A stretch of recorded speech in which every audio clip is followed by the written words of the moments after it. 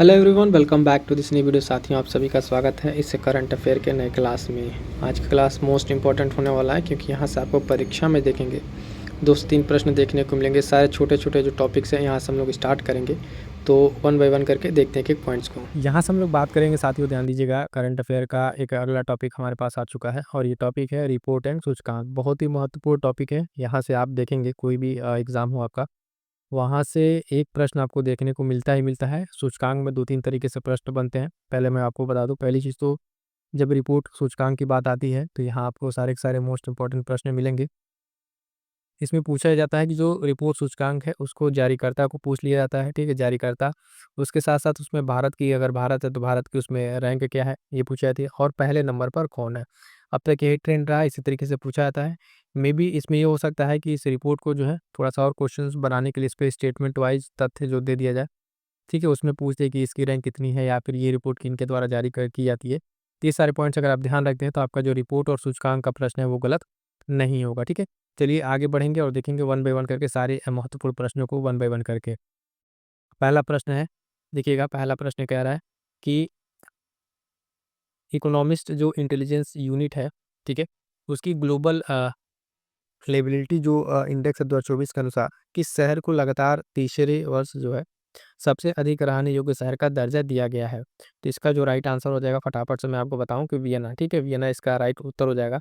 यहाँ पर यह है कि आपको एक रिवीजन के तौर पे कराया जा रहा है। बाकी जो डेली क्लास होती है करंट अफेयर की मंथली, उसमें हमने आपको अलग-अलग तरीके के सारे पॉइंट्स कवर कर रखे हैं और यहाँ पर जो एमसीक्यू के फॉर्म में आपको सीधे-सीधे आंसर बताया जाएगा ताकि आपका फटाफट से रिवीजन होता चला जाए, ठीक है? तो ध्यान से सुनते चलिएगा, जो पॉइंट्स आपको नो आए, उस पॉइंट्स को कोशिश कीजिए कि आप नोट कर लें, ठीक है?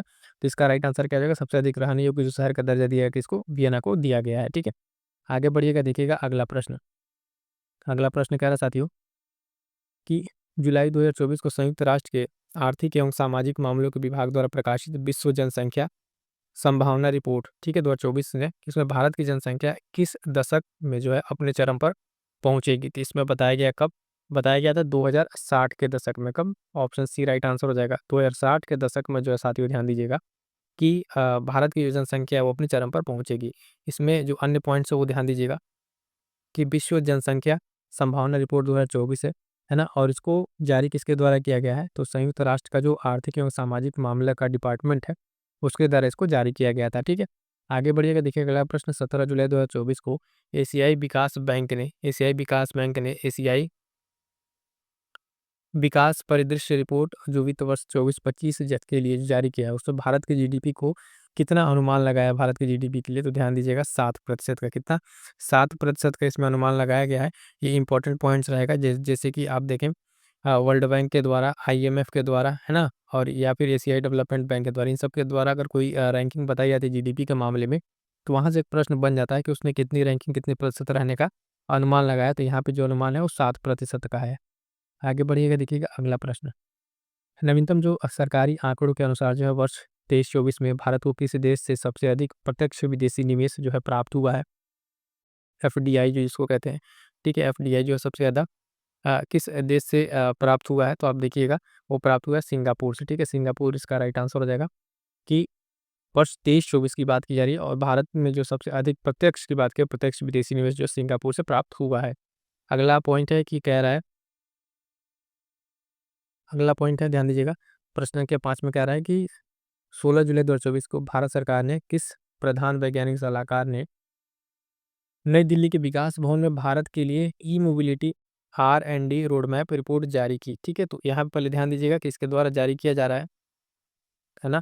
तो ये जारी किया जा भारत सरकार के द्वारा जारी किया जा रहा है, भारत सरकार से, ठीक है, भारत के लिए e mobility R&D road map, ठीक है। ये जारी की गई, किसके द्वारा जारी की गई है, तो ये जारी किया गया था, ध्यान दीजिएगा, जारी किया गया था किसके द्वारा, अजय कुमार सूद के द्वारा। किसके द्वारा?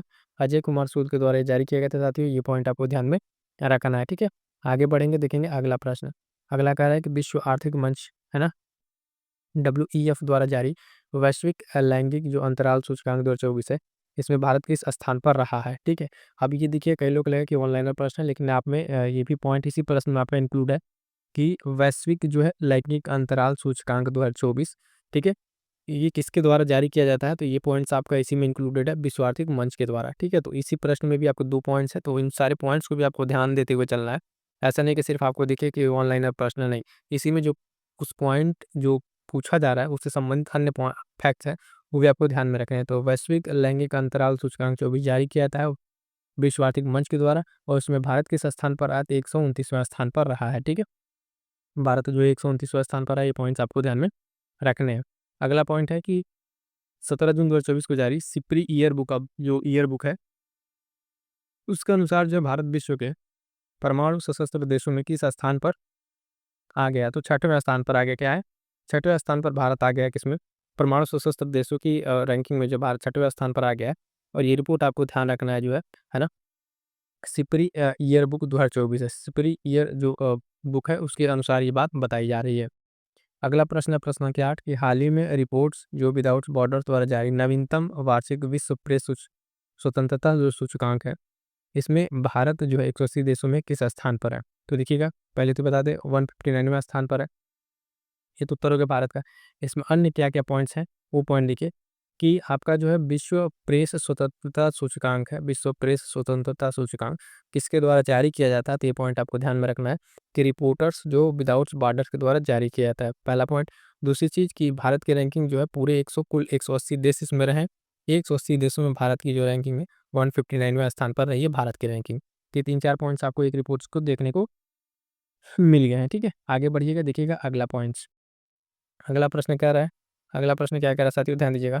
तो इसमें कह रहा है प्रश्न संख्या 9 में अंतर्राष्ट्रीय ऊर्जा विश्लेषण जो एजेंसी एम्बर है, ठीक, इसके अनुसार वर्ष 2023 में कौन सा देश जो है विश्व का तीसरा सबसे बड़ा सौर ऊर्जा उत्पादक देश बन गया है? तो जब इस तरीके कोई बीच की रैंकिंग आए, बीच का रैंकिंग पूछे तो जनरली उसमें चांसेस रहता है कि भारत ही हो। ठीक है, तो यहाँ भी वही है, आपका सही उत्तर क्या हो जाएगा कि भारत।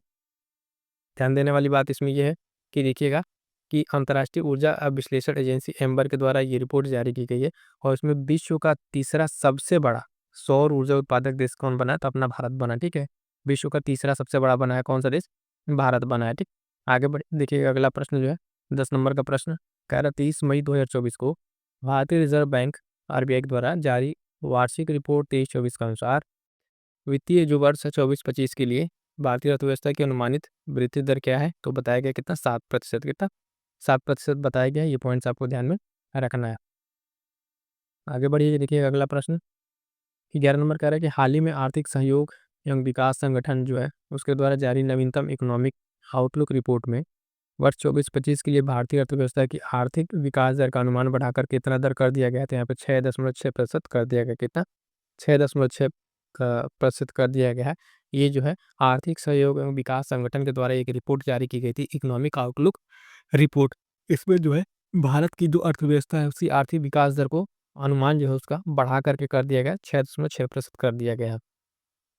आगे बढ़ेंगे, अगला प्रश्न 12 नंबर 21 मई 2024 को यात्रा एवं जो है पर्यटन विकास सूचकांक, ठीक है, यात्रा एवं पर्यटन विकास सूचकांक इंपॉर्टेंट रहेगा ये, किस संगठन द्वारा जारी किया गया? तो किस संगठन द्वारा जारी किया गया साथी? जनसंख्या विश्व आर्थिक मंच के द्वारा। किसके द्वारा? विश्व आर्थिक मंच के द्वारा ये जारी किया गया है। ये पॉइंट आपको ध्यान में रखना है। यात्रा एवं पर्यटन विकास सूचकांक जो है किस संगठन द्वारा जारी किया जाता है? तो विश्व आर्थिक मंच के द्वारा जो है ये जारी किया जाता है। ये करंट अफेयर में आपको पढ़ा चुके हैं। इसमें जरा आप कमेंट करके बताइएगा कि भारत की रैंकिंग क्या है। ठीक है, भारत की जो रैंक है कितना है इसमें यात्रा एवं पर्यटन विकास सूचकांक में, कमेंट करके बताइएगा। अगला प्रश्न देखेंगे कि हाल ही में national institute of public finance and जो पॉलिसी है उसके एक अनुमान के अनुसार वित्तीय वर्ष जो 24-25 है उसके लिए भारत की जीडीपी कितना, उसमें वृद्धि कितने प्रतिशत होगी? तो 7.1%। कितना? 7.1% जो है साथियों, ध्यान दीजिएगा। इसके अनुसार जो भारत की जीडीपी में क्या होगी? वृद्धि होगी। अगला प्रश्न देखेंगे, प्रश्न संख्या 14 विश्व बैंक द्वारा जो है 2024 में भारतीय अर्थव्यवस्था की वृद्धि दर कितने प्रतिशत अनुमानित है? किसके द्वारा? विश्व बैंक। तभी हमने आपको बताया विश्व बैंक हो, आईएमएफ हो, है ना, इन सब के द्वारा जो अनुमानित है वो आपको ध्यान रखना है। यहाँ पे जो 7.5% बताया गया है। कितना? 7.5%। तो साथियों ध्यान दीजिएगा, ये बताया गया किसके द्वारा? वर्ल्ड बैंक के द्वारा अनुमानित है। अगला पॉइंट है कि प्रश्न 15 संख्या एशियाई विकास बैंक जो एडीबी है उसमें चालू वित्त वर्ष 24-25 के लिए बात करें तो भारत का जो सकल घरेलू उत्पाद है जीडीपी, उसमें जो वृद्धि 6.7% से बढ़कर कितनी कर दी गई है? तो यहाँ फिर से एक बार बढ़ाए गए हैं, ये पॉइंट्स आपको ध्यान देना है। तो ध्यान दीजिएगा, बढ़ाकर कितना कर दिया गया, 7% का, कितना 7% कर दिया गया, पॉइंट्स आपको ध्यान में देने हैं। अभी जो हम लोग बात करना चाहते हैं, ये रिपोर्ट एवं सूचकांक के इंपॉर्टेंट प्रश्नों को चर्चा कर रहे हैं। इस तरीके के अन्य जो सारे पॉइंट्स हैं उस पर धीरे धीरे करके आपको क्लास मिलती रहेगी। आगे देखेंगे अगला पॉइंट। हाँ, और एक और चीज़ बता दें साथियों, ध्यान दीजिएगा, जो टेलीग्राम से जुड़ जाइएगा वहाँ से आपको इसका PDF एज इट इज़ इस तरीके से मिल जाएगा, है ना। वहाँ से बाकी जो क्लास की अपडेट रहती है आपको मिल जाएगी। तो टेलीग्राम ज्वाइन कर लीजिएगा, GS सक्सेस मंत्रा के नाम से टेलीग्राम चैनल है, ठीक, उसको आप ज्वाइन जरूर कर लीजिएगा। लिंक उसका कहाँ पे है, तो आपको मिल जाएगा डिस्क्रिप्शन में, इसी वीडियो के डिस्क्रिप्शन में आपको लिंक मिल जाएगा, वहाँ से ज्वाइन कर लीजिएगा। अगला प्रश्न देखिएगा, 16 नंबर क्या कह रहा है। 16 नंबर कह रहा है कि ग्लोबल यूनिकॉर्न इंडेक्स 2024 जो है किस संस्था द्वारा प्रकाशित किया जाता है। तो ग्लोबल जो यूनिकॉर्न इंडेक्स है 2024 के लिए, इसको प्रकाशित किया जाता है हुरून इंस्टीट्यूट के द्वारा। किसके द्वारा, हुरून इंस्टीट्यूट के द्वारा इसको प्रकाशित किया जाता है। ये पॉइंट आपको ध्यान में रखना है, ठीक है। आगे बढ़ेंगे, देखिएगा अगला प्रश्न 17 नंबर। ऑक्सफोर्ड यूनिवर्सिटी और University of New South Wales के विशेषज्ञों द्वारा जारी वर्ल्ड साइबर क्राइम इंडेक्स, तो यहाँ पे ध्यान दीजिए किसके द्वारा जारी किया जाता है, पॉइंट आपको बता दिया। इंडेक्स का नाम है वर्ल्ड साइबर क्राइम इंडेक्स में कौन सा देश शीर्ष पर रहा है। तो जो इसमें शीर्ष पर इस बार देश रहा है वो है आपका रूस, ठीक है। रूस जो है इस बार इस मामले में शीर्ष पर रहा है, वर्ल्ड साइबर क्राइम इंडेक्स में शीर्ष पर रहा है रूस, ठीक है। ये पॉइंट्स आपको ध्यान में रखना है। अगला प्रश्न देखिएगा, प्रश्न संख्या 18 कह रहा है कि हाल ही में वैश्विक व्यापार जो परिदृश्य एवं सांख्यिकी की रिपोर्ट है किस संगठन के द्वारा जारी की गई। तो ध्यान दीजिएगा, ये जारी किया गया है आपका विश्व व्यापार संगठन, ठीक है, WTO के द्वारा जो है जारी किया गया है ये पॉइंट। वैश्विक व्यापार परिदृश्य, व्यापार आ रहा है तो आपको थोड़ा सा बेस कर लिखना चाहिए, तो ध्यान देंगे कि ये WTO के द्वारा जारी किया गया है, ठीक है। आगे बढ़िएगा, देखिएगा प्रश्न संख्या 19 कह रहा है अंतर्राष्ट्रीय मुद्रा कोष जो है उसके द्वारा जारी विश्व आर्थिक परिदृश्य के नवीनतम संस्करण में भारत की आर्थिक वृद्धि दर 2024 में कितना प्रतिशत रहने का अनुमान है। तो 6.8%। अभी आप देखें तो ADB का हमने भी बता दिया, ठीक है, वर्ल्ड बैंक का बता दिया, और यहाँ पर जो है आपका IMF का भी बता दिया, ठीक है। तो ये सारी की सारी संस्थाएं हैं जो भारत की GDP का अनुमान लगाती हैं, कितना प्रतिशत है, कितना प्रतिशत अगले वित्तीय वर्ष में रहेगा। ये सारा का सारा पॉइंट्स आपको एक जगह फैक्ट के तौर पर नोट कर लीजिएगा, ताकि आपको रिवीजन में आसानी रहे और वहाँ पे आपको कोई पॉइंट कंफ्यूज ना करे, ठीक है। आगे बढ़ेंगे, प्रश्न संख्या 20 देखिए, हाल ही में न्यू एरा ऑफ ब्रिक्स जो है और alliance in tech and business for women empowerment शीर्षक से एक विशेष रिपोर्ट किस संगठन द्वारा जारी किया गया है। तो ये जारी किया गया ब्रिक्स CCIV के द्वारा। किसके द्वारा, ब्रिक्स CCIV के द्वारा जारी किया गया ये रिपोर्ट है, वुमेन एम्पावरमेंट के शीर्षक से नाम से है ये रिपोर्ट, की भी आपको ध्यान में रखना है, ठीक। आगे बढ़िएगा, देखिएगा प्रश्न संख्या 21 इंपॉर्टेंट ये भी है, विश्व आर्थिक आउटलुक रिपोर्ट जो है, विश्व आर्थिक आउटलुक रिपोर्ट किस संगठन द्वारा जारी की जाती है। तो अंतर्राष्ट्रीय मुद्रा कोष, ठीक है, अंतर्राष्ट्रीय मुद्रा कोष IMF के द्वारा ये रिपोर्ट जारी की जाती है। साथ ही जो डेली क्लास चलती है करंट अफेयर की जो है मंथली, उस क्लास में आपको बता चुके हैं कि कुछ ऐसी संस्थाएं हैं जिनकी 2-4 रिपोर्ट आती हैं, वो रिपोर्ट अगर आप कर लेते हैं, ठीक है, तो आपका जो है करंट अफेयर के रिपोर्ट के मैक्सिमम प्रश्न आपके हो जाएंगे। जैसे कि एक हमने आपको बता रखा है IMF, ठीक है, ठीक है, वर्ल्ड इकोनॉमिक फोरम जो है ना, IMF, world economic forum, world bank, ये 3 का अगर आप कर लेते हैं तो लगभग लगभग अगर आप टोटल देखें इसे 10 से 12 जो सारी रिपोर्ट होंगी, 1 से 3-4 कोई पब्लिश करता है, वो सारा का सारा क्लास में हम आपको बता चुके हैं। फिर से एक बार आपको यहाँ पे हिंट दे दे रहे हैं, ये पॉइंट जाकर आप रिवाइज कर लीजिएगा, ताकि आपका जो एटलीस्ट संस्था और संगठन का पूछे कौन जारी करता है वो आपका प्रश्न गलत ना हो। एक जगह नोट्स बना लेंगे, ठीक है, तो आपके लिए आसानी रहेगा।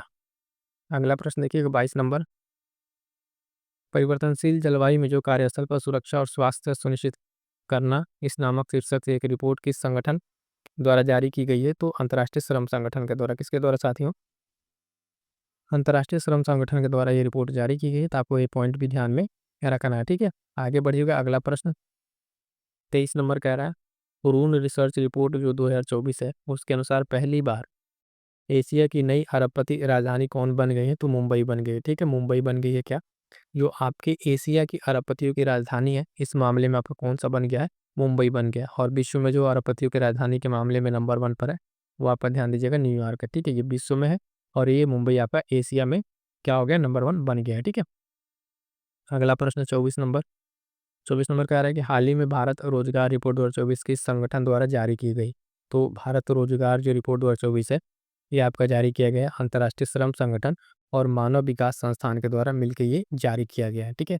तो भारत रोजगार रिपोर्ट की अगर हम बात करेंगे साथियों, तो अंतर्राष्ट्रीय श्रम संगठन एवं मानव विकास संस्थान के द्वारा जो है ये रिपोर्ट जारी की गई है। तो इस तरीके से अभी यहाँ पे आप देखें, आपके लगभग 24 क्वेश्चन हो गए, और जो भी क्वेश्चन आपको नहीं आ रहा है उसको फिर से एक बार मैं कहूँगा, आप उसको आप नोट डाउन करते चलिएगा, ताकि जो है आपके लिए एग्जाम में फिर से ये प्रश्न गलत ना हो, ठीक है।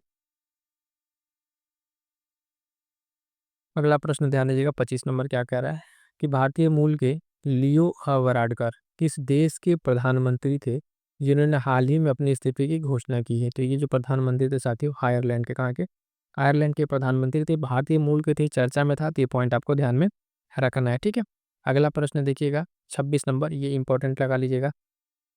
ज्वालामुखी विस्फोट के बाद किस देश में आपात स्थिति की घोषणा कर दी गई है, ठीक है। ज्वालामुखी विस्फोट की वजह से हाल फिलहाल में आइसलैंड में, ठीक है, आइसलैंड में जो है आपात की स्थिति की घोषणा कर दी गई है ना। कमेंट करके जरा बताइएगा कि किस ज्वालामुखी में, कहाँ पर ये ज्वालामुखी है जहाँ पे ये विस्फोट हुआ है, उस जगह का नाम, ठीक है। आगे बढ़ेंगे, देखेंगे अगला प्रश्न 27 नंबर, जारी अभी हाल फिलहाल में विश्व प्रसन्नता सूचकांक 2024 के अनुसार विश्व का सबसे खुशहाल देश कौन है, ठीक है। तो सबसे खुशहाल देश आप जानते हैं कौन है, फिनलैंड है। कौन है, फिनलैंड है, ये आपको ध्यान रखना है, ठीक है। बात करेंगे साथियों अगर इसमें भारत की रैंक की, ठीक है, किसकी, भारत की रैंक, तो इसमें जो है 126वां स्थान पर भारत है, ठीक है। प्रसन्नता सूचकांक में, खुशहाली रिपोर्ट में 126वां स्थान पर भारत है। अगला प्रश्न देखिएगा, अगला प्रश्न कह रहा है कि 28 number, state of global climate report, state of global climate report जो है किस संगठन द्वारा जारी की गई। तो ये ध्यान दीजिएगा, विश्व मौसम विज्ञान संगठन के द्वारा ये रिपोर्ट जारी की गई इंपॉर्टेंट रिपोर्ट रहेगी, है ना। इसमें जारी करता है, इसका पूछा जाता है, इन्वायरमेंट से रिलेटेड है ये। तो ये पॉइंट ध्यान रखिएगा कि global state of global climate report विश्व मौसम विज्ञान संगठन के द्वारा जारी किया जाता है। अगला प्रश्न है, ध्यान दीजिएगा 29 नंबर, स्विस जो संगठन है उसमें एयर IQ एयर द्वारा 2023 का विश्व वायु गुणवत्ता रिपोर्ट में विश्व के सबसे प्रदूषित राजधानी के रूप में नामित किया गया है, तो नई दिल्ली को, ठीक है। किसको, नई दिल्ली को यहाँ पे नामित किया गया, पॉइंट आपको ध्यान में रखना है। अगला प्रश्न होगा 30 नंबर का, ध्यान दीजिएगा। इसमें पूछा जा रहा है कि किस संस्था आयोग ने भारत में नागरिकों की देखभाल के लिए, जो उसमें सुधार करना, वरिष्ठ नागरिकों की देखभाल प्रतिमान की पुनर्कल्पना शीर्षक से एक स्थिति पत्र जारी किया है, कि कौन कर सकता है, आपका नीति आयोग, ठीक है। भारत में इस तरीके की जो सबसे अलग रिपोर्ट अगर कोई बनती है तो वो जो है थिंक टैंक अपना नीति आयोग ही ये काम कर सकता है। तो ध्यान दीजिएगा, इस केस में आप गेस लेना चाहें तो नीति आयोग लगा सकते हैं, ठीक है। आगे बढ़िए, देखिएगा प्रश्न संख्या 31, महामारी रोग अधिनियम जो है 1897 की एक व्यापक समीक्षा शीर्षक वाली रिपोर्ट हाल ही में किस आयोग ने भारत सरकार को सौंपी है। तो ये जो विधि आयोग ने, किसने, विधि आयोग ने ये रिपोर्ट हाल फिलहाल में किसको, भारत सरकार को सौंपी है। तो ये पॉइंट भी आपको ध्यान में रखना है। अगला पॉइंट देखिएगा 32 नंबर, कह रहा क्वेश्चन, किस आयोग ने हाल ही में सार्वजनिक जो संपत्ति के नुकसान की रोकथाम पर कानून की समीक्षा शीर्षक से एक अपनी अलग रिपोर्ट भारत सरकार को सौंपी है। तो ये विधि आयोग के, कौन, विधि आयोग ने भी यही रिपोर्ट फिर से भारत सरकार को सौंपी है, आपको ध्यान में रखना है। अगला प्रश्न है जो ध्यान दीजिएगा, अगला प्रश्न क्या कह रहा है, ध्यान दीजिए कि 33 नंबर, हाल ही में जारी शिक्षा की जो है वार्षिक स्थिति रिपोर्ट जो है, इसके अनुसार 14 से 18 आयु वर्ग के लगभग कितने प्रतिशत बच्चे अंग्रेजी में वाक्य नहीं पढ़ सकते। तो 43% ऐसे बच्चों की संख्या है जो इस रिपोर्ट के बाद बताई गई है, ठीक है। अगला प्रश्न ध्यान दीजिएगा 34 नंबर, हाल ही में 2022 के लिए भारतीय स्टार्टअप इकोसिस्टम रैंकिंग में किस राज्य को सर्वश्रेष्ठ प्रदर्शनकर्ता का दर्जा दिया गया है। तो ध्यान दीजिएगा तमिलनाडु को, किसको, तमिलनाडु को। ये पॉइंट इंपॉर्टेंट रहेगा, मोस्ट इंपॉर्टेंट में लगाइएगा, ठीक है, ये चीज़ पूछा जाएगा।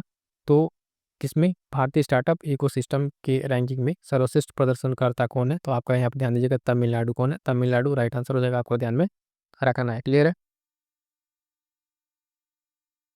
अगला प्रश्न देखिएगा, प्रश्न संख्या 35, WHO 2023 की ग्लोबल टीबी रिपोर्ट के अनुसार 2022 में दुनिया के तपेदिक टीबी के सबसे अधिक मामले किस देश में है। तो आप ध्यान दीजिएगा अपने भारत में, ठीक है। भारत में जो सबसे ज़्यादा, जो WHO के अनुसार टीबी के मामले कहाँ पर देखे हैं, भारत में। ऑब्वियस है कि भारत की जनसंख्या सबसे ज़्यादा है, तो इस तरह के मामले भारत में ही देखने को मिलेंगे। अगला प्रश्न है 36 नंबर, ध्यान दीजिएगा कि हाल ही में किस संस्था ने प्रोडक्शन गैप रिपोर्ट जो है जारी की है। तो ये ध्यान दीजिएगा, ये जारी किया है संयुक्त राष्ट्र जो है पर्यावरण कार्यक्रम UNEP, ठीक है, UNEP के द्वारा ये जारी किया गया प्रोडक्शन गैप रिपोर्ट जो है हाल फिलहाल में जारी किया गया है, यूएनईपी के द्वारा जारी किया गया है। अगला प्रश्न देखिएगा 37 नंबर, कह रहा है कि किस संस्था ने हाल ही में 2024 एशिया प्रशांत मानव विकास रिपोर्ट जारी की है? तो ये संयुक्त राष्ट्र विकास कार्यक्रम यूएनडीपी, ठीक है, कंफ्यूज ना होइएगा, ये यूएनडीपी है, इसके पहले यूएनईपी था, ठीक है। इसने जारी किया है क्या? एशिया प्रशांत जो है मानव विकास रिपोर्ट संयुक्त राष्ट्र विकास कार्यक्रम के द्वारा। क्लियर है? आगे बढ़िएगा, देखिएगा अगला प्रश्न 38 नंबर, हाल ही में विश्व बौद्धिक संपदा संगठन द्वारा ग्लोबल इनोवेशन इंडेक्स 23 जारी किया गया। इस सूचकांक में भारत जो है 132 अर्थव्यवस्थाओं में कितने स्थान पर है? तो 40वें स्थान पर। कितने पे? 40वें स्थान पर। ये पॉइंट आपको ध्यान में रखना है। कई बार ये हो सकता है कि जो रिपोर्ट का आपको बताया जाए उसमें इंडेक्स बदला हुआ हो, लेकिन वो आगे चल के जब आप इंडेक्स देखेंगे तो उसका अपडेट वर्जन जब आ जाता है तो उसमें इंडेक्स बदल जाती है। लेकिन ये ध्यान है, जिस टाइम क्वेश्चन पढ़ाया जा रहा है, जो क्वेश्चन में बोला जा रहा है, उस क्वेश्चन के अकॉर्डिंग आपको आंसर देना रहता है। तो ये चीज़ आपको ध्यान में रखना होगा, ठीक है। यहाँ पे रैंकिंग कितनी है? 40 है। और जो है ग्लोबल इनोवेशन इंडेक्स किसके द्वारा जारी किया जाता है? तो विश्व बौद्धिक संपदा संगठन के द्वारा ये जारी किया जाता है। क्लियर है? आगे बढ़िएगा, देखिएगा अगला प्रश्न जो है 39 नंबर कह रहा है, ग्लोबल हंगर इंडेक्स 2023 में भारत का स्थान जो है क्या है? तो 111 नंबर है। कितना? 111 नंबर है भारत का रैंक जो है ग्लोबल हंगर इंडेक्स में, ठीक। आगे बढ़िएगा, देखिएगा अगला प्रश्न 40 नंबर। 40 नंबर जो प्रश्न है कह रहा है, इस संगठन ने कृषि और खाद्य सुरक्षा पर आपदाओं का प्रभाव शीर्षक से एक रिपोर्ट जारी की है। तो ये रिपोर्ट जारी किया है खाद्य और कृषि संगठन FAO ने। किसने? FAO ने, खाद्य और कृषि संगठन ने जारी किया है ये रिपोर्ट। तो ये तो साथियों अगर आपको हम बताएं यहाँ तक जो है आपका 40 क्वेश्चन, ठीक है। मोस्ट इंपॉर्टेंट जो 40 क्वेश्चन है ना, किससे? इंडेक्स और सूचकांक वाला जो पॉइंट है इससे हो गया है। फटाफट से एक बार और आपको करते हैं सारे जो पॉइंट्स हैं इंडेक्स के, एक बार एक जगह आपका रिवीजन कराते हैं। देखिएगा रैंक जो है इसमें सिर्फ भारत की है, यहाँ से ध्यान दीजिएगा साथियों, ठीक है। 2 मिनट लगेगा, फटाफट से जो आपका जो महत्वपूर्ण सूचकांक है, ठीक है, इसमें भारत का स्थान क्या है, वो सारा पॉइंट एक बार में बोल दे रहे हैं, आप ध्यान से सुन लीजिएगा ताकि आप एक बार अच्छे से रिवीजन हो जाए, ठीक है। पहला कह रहा है वैश्विक नवाचार सूचकांक जो है, इसमें जो है भारत की रैंकिंग कितनी है? तो 39वां स्थान भारत का है। यहाँ पे सिर्फ हम भारत का जो है स्थान है वो बता रहे हैं आपको, ठीक है। भारत का क्या बता रहा है? सिर्फ स्थान बता रहा है, तो पॉइंट ध्यान रखिएगा, ठीक है। वैश्विक नवाचार सूचकांक में 39 नंबर पर है। वैश्विक शांति सूचकांक में बात करते हैं 116वें नंबर पर है। ग्लोबल जेंडर गैप जो इंडेक्स है उसमें भारत का स्थान देखिएगा 129वां है ना। सतत विकास रिपोर्ट में स्थान भारत का 109वां है, ठीक है। उसके बाद से अगर हम बात करेंगे साथियों तो ध्यान दीजिएगा, पर्यावरण प्रदर्शन जो सूचकांक है उसमें जो है भारत की रैंकिंग कितनी है? 176वां स्थान है भारत का। वैश्विक ऊर्जा संक्रमण सूचकांक की बात करें तो उसमें भारत की रैंक कितनी है? 63 है। 63वां स्थान भारत का, ये पॉइंट आपको ध्यान रखना है, ठीक। अगला जो रिपोर्ट है आर्थिक स्वतंत्रता सूचकांक है, जो क्या है साथियों? आर्थिक जो स्वतंत्रता सूचकांक है उसमें रैंक कितनी है? 126 है। विश्व प्रेस स्वतंत्रता सूचकांक की अगर हम बात करेंगे तो 159वां स्थान है। यात्रा और पर्यटन विकास सूचकांक जो अभी हमने आपको आगे कहा था पिछले अभी किसी क्लास में कमेंट करके बताने के लिए, उसमें जो स्थान है यात्रा पर्यटन वाले में 39वां स्थान है। अभी हमने आपको पूछा था कि कमेंट करके बताइएगा। उसके बाद से खुशहाली की अगर हम बात करेंगे, विश्व खुशहाली रिपोर्ट में भारत की रैंकिंग जो है 126वां स्थान पर है। लोकतंत्र सूचकांक में अगर देखें तो 41वें स्थान पर भारत है। उसके साथ अगर बात करें, ठीक है, लोकतंत्र सूचकांक पे लैंगिक जो समानता सूचकांक है साथी उसमें 129वें स्थान पर है, ठीक है। और भ्रष्टाचार जो बोध सूचकांक है 2023 उसमें कितना है? 93वें स्थान पर है। तो ये कुछ इंपॉर्टेंट सारे के सारे क्या थे आपके पीछे सारे यार, फिर जो भी आपका एग्जाम्स होने वाला है उसमें अगर इस तरीके से करंट अफेयर के प्रश्न पूछे जाते हैं तो नो डाउट यहाँ से आपको प्रश्न देखने को मिलेंगे, ठीक है। यहाँ से आपको प्रश्न देखने को मिलेंगे। तो सारे के सारे एक बार हमने आपको रिविजन करा दिया है। क्लियर है यहाँ तक? यहाँ से साथी हम लोग देखेंगे कुछ चर्चित स्थल, ठीक है। पहला क्वेश्चन इस चर्चित स्थल में प्लेसेस से न्यूज़ करके बनता है, तो यहाँ से भी एक प्रश्न आपको देखने को मिल जाता है। पहला प्रश्न है साथी यहाँ पे देखेंगे कि 4 सितंबर 2024 को राष्ट्रपति द्रौपदी मुर्मू ने महाराष्ट्र के किस जिले में विश्व शांति बुद्ध विहार का उद्घाटन किया, ठीक है। तो ये महाराष्ट्र के आप देखेंगे लातूर जिले में स्टार्ट किया गया है, इसका उद्घाटन किया गया है। सिंपल सा पॉइंट जो आपको यहाँ याद रखना है कि विश्व शांति जो बुद्ध विहार है वो कहाँ पर है? तो महाराष्ट्र के लातूर में, ठीक है। पहला क्वेश्चन क्लियर है। आगे बढ़ेंगे, देखेंगे नेक्स्ट क्वेश्चन कि 18 अगस्त 2024 को रक्षा मंत्री राजनाथ सिंह ने तटरक्षक बल के नए समुद्री बचाव समन्वय केंद्र जो है MRCC का उद्घाटन कहाँ किया है? तो साथियों आप देखेंगे इसका उद्घाटन जो है चेन्नई में किया गया है। कहाँ पे? चेन्नई में किया गया है। तो ये आपको ध्यान रखना है, ये प्लेसेस कुछ ऐसे हैं जो चर्चा में थे और यहाँ से प्रश्न बन सकता है। ये छोटे छोटे सारे पॉइंट्स को आप इसमें हम लोग कवर करेंगे, ठीक है। तो समुद्री बचाव समन्वय केंद्र का उद्घाटन कहाँ पर? चेन्नई में। आगे बढ़ेंगे, देखेंगे अपना नेक्स्ट क्वेश्चन। 19 जून 2024 को केंद्रीय मंत्रिमंडल ने किस राज्य के दहानू के पास बधावन में एक प्रमुख पत्तन के निर्माण को मंजूरी दी है? तो ये कहाँ पर हुआ है? महाराष्ट्र में, ठीक है। राइट आंसर हो जाए इसका महाराष्ट्र में। आपके लिए बेस्ट ये रहेगा कि आप इसका शॉर्ट नोट्स बना लें, ठीक है। क्या बना लें? शॉर्ट नोट्स बना लें, ताकि आपको रिवीजन करने में आसानी हो। ये कुछ ऐसे इंपॉर्टेंट प्रश्न हैं जहाँ से प्रश्न पूछे जाने की संभावना सबसे ज़्यादा है, तो इसको पहले करा दिया जा रहा है, ठीक है। तो इस कहाँ पर ये था कि एक प्रमुख पत्तन का निर्माण केंद्र कहाँ पर? महाराष्ट्र में। अगला प्रश्न देखेंगे साथियों, क्वेश्चन नंबर 4 है। शोधकर्ताओं ने दुनिया के सबसे गहरे ज्ञात ब्लू होल तामजा ब्लू होल, ठीक है, की खोज किस स्थान पर की है? तो ये मैक्सिको में, ठीक है। कहाँ पर किया गया साथियों? देखेंगे आप, मैक्सिको में इसका खोज किया गया है, और इसका नाम हमें ध्यान रखना है, क्या है?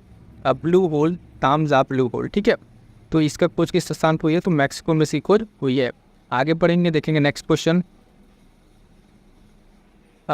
पुरातत्वविदों के ने जो 7000 साल पुरानी प्रागैतिहासिक बस्ती की खोज की है, तो कहाँ पर ये खोज की गई है? पूर्वोत्तर सर्बिया में, ठीक है। सर्बिया में ये खोज की गई साथियों, ये पॉइंट भी हमें ध्यान रखना है। ये लगभग 7000 साल पुरानी है, ठीक है। ये प्रागैतिहासिक बस्ती की खोज हुई है कहाँ पर? पूर्वोत्तर सर्बिया में। आगे बढ़ेंगे, देखेंगे नेक्स्ट क्वेश्चन कि 6 अप्रैल 2024 को नई पीढ़ी की बैलिस्टिक मिसाइल अग्नि प्राइम का सफल परीक्षण कहाँ किया गया? तो APJ अब्दुल कलाम द्वीप पर, ठीक है। APJ अब्दुल कलाम द्वीप पर किया गया, ठीक है। इससे संबंधित एक पॉइंट है, इस द्वीप का पहले नाम क्या था? अगर किसी साथी को पता हो तो कमेंट करके ज़रूर बताएं कि जो APJ अब्दुल कलाम द्वीप रखा गया है, ये पहले पर्टिकुलर एक द्वीप था, उसका नाम बदल के रखा गया है। अगर किसी को ये पता हो तो इसको कमेंट करके ज़रूर बताएगा। आगे बढ़ेंगे, देखेंगे क्वेश्चन नंबर 7। पोपोकेटपेटल, ठीक है, ज्वालामुखी किस देश में स्थित है? तो आप देखेंगे कहाँ पर है? ये मैक्सिको में, ठीक है। कहाँ स्थित है साथियों? तो ये मैक्सिको में स्थित है। आगे बढ़ेंगे, अपना नेक्स्ट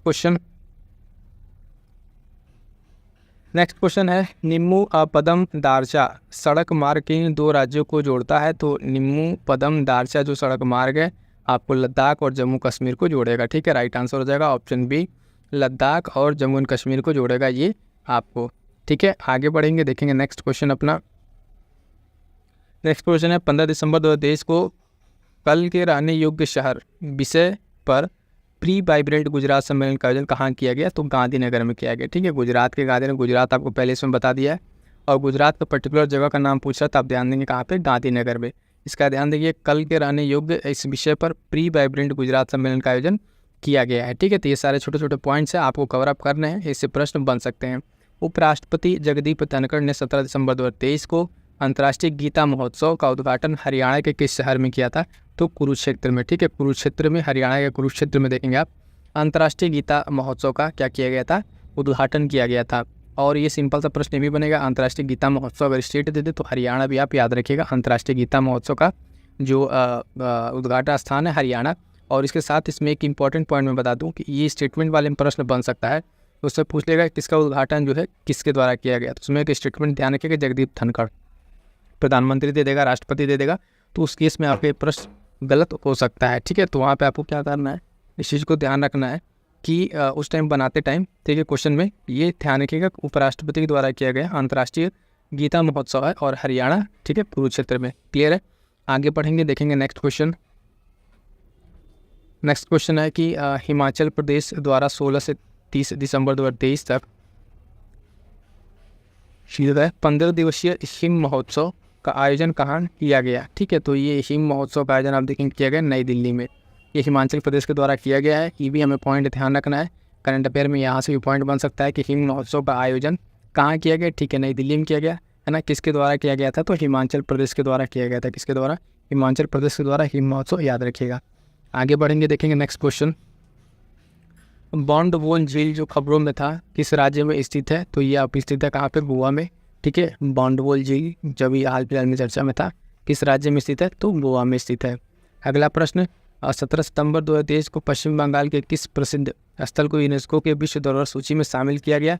तो शांति निकेतन को। ठीक है, शांति निकेतन को शामिल किया गया था।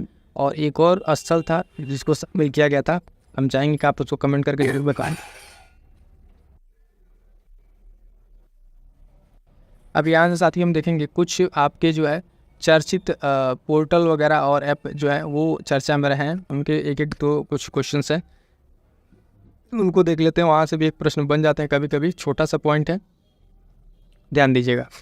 23 अगस्त 2024 को स्वास्थ्य मंत्री जो JP नड्डा ने MBBS डॉक्टरों के पंजीकरण के लिए नई दिल्ली में किस पोर्टल का लोकार्पण किया है? तो किस पोर्टल का लोकार्पण किया है आप देखेंगे, राष्ट्रीय चिकित्सा रजिस्टर पोर्टल, ठीक है, राष्ट्रीय चिकित्सा पोर्टल का यहाँ पे किया गया है, किसके द्वारा? स्वास्थ्य मंत्री JP नड्डा के द्वारा।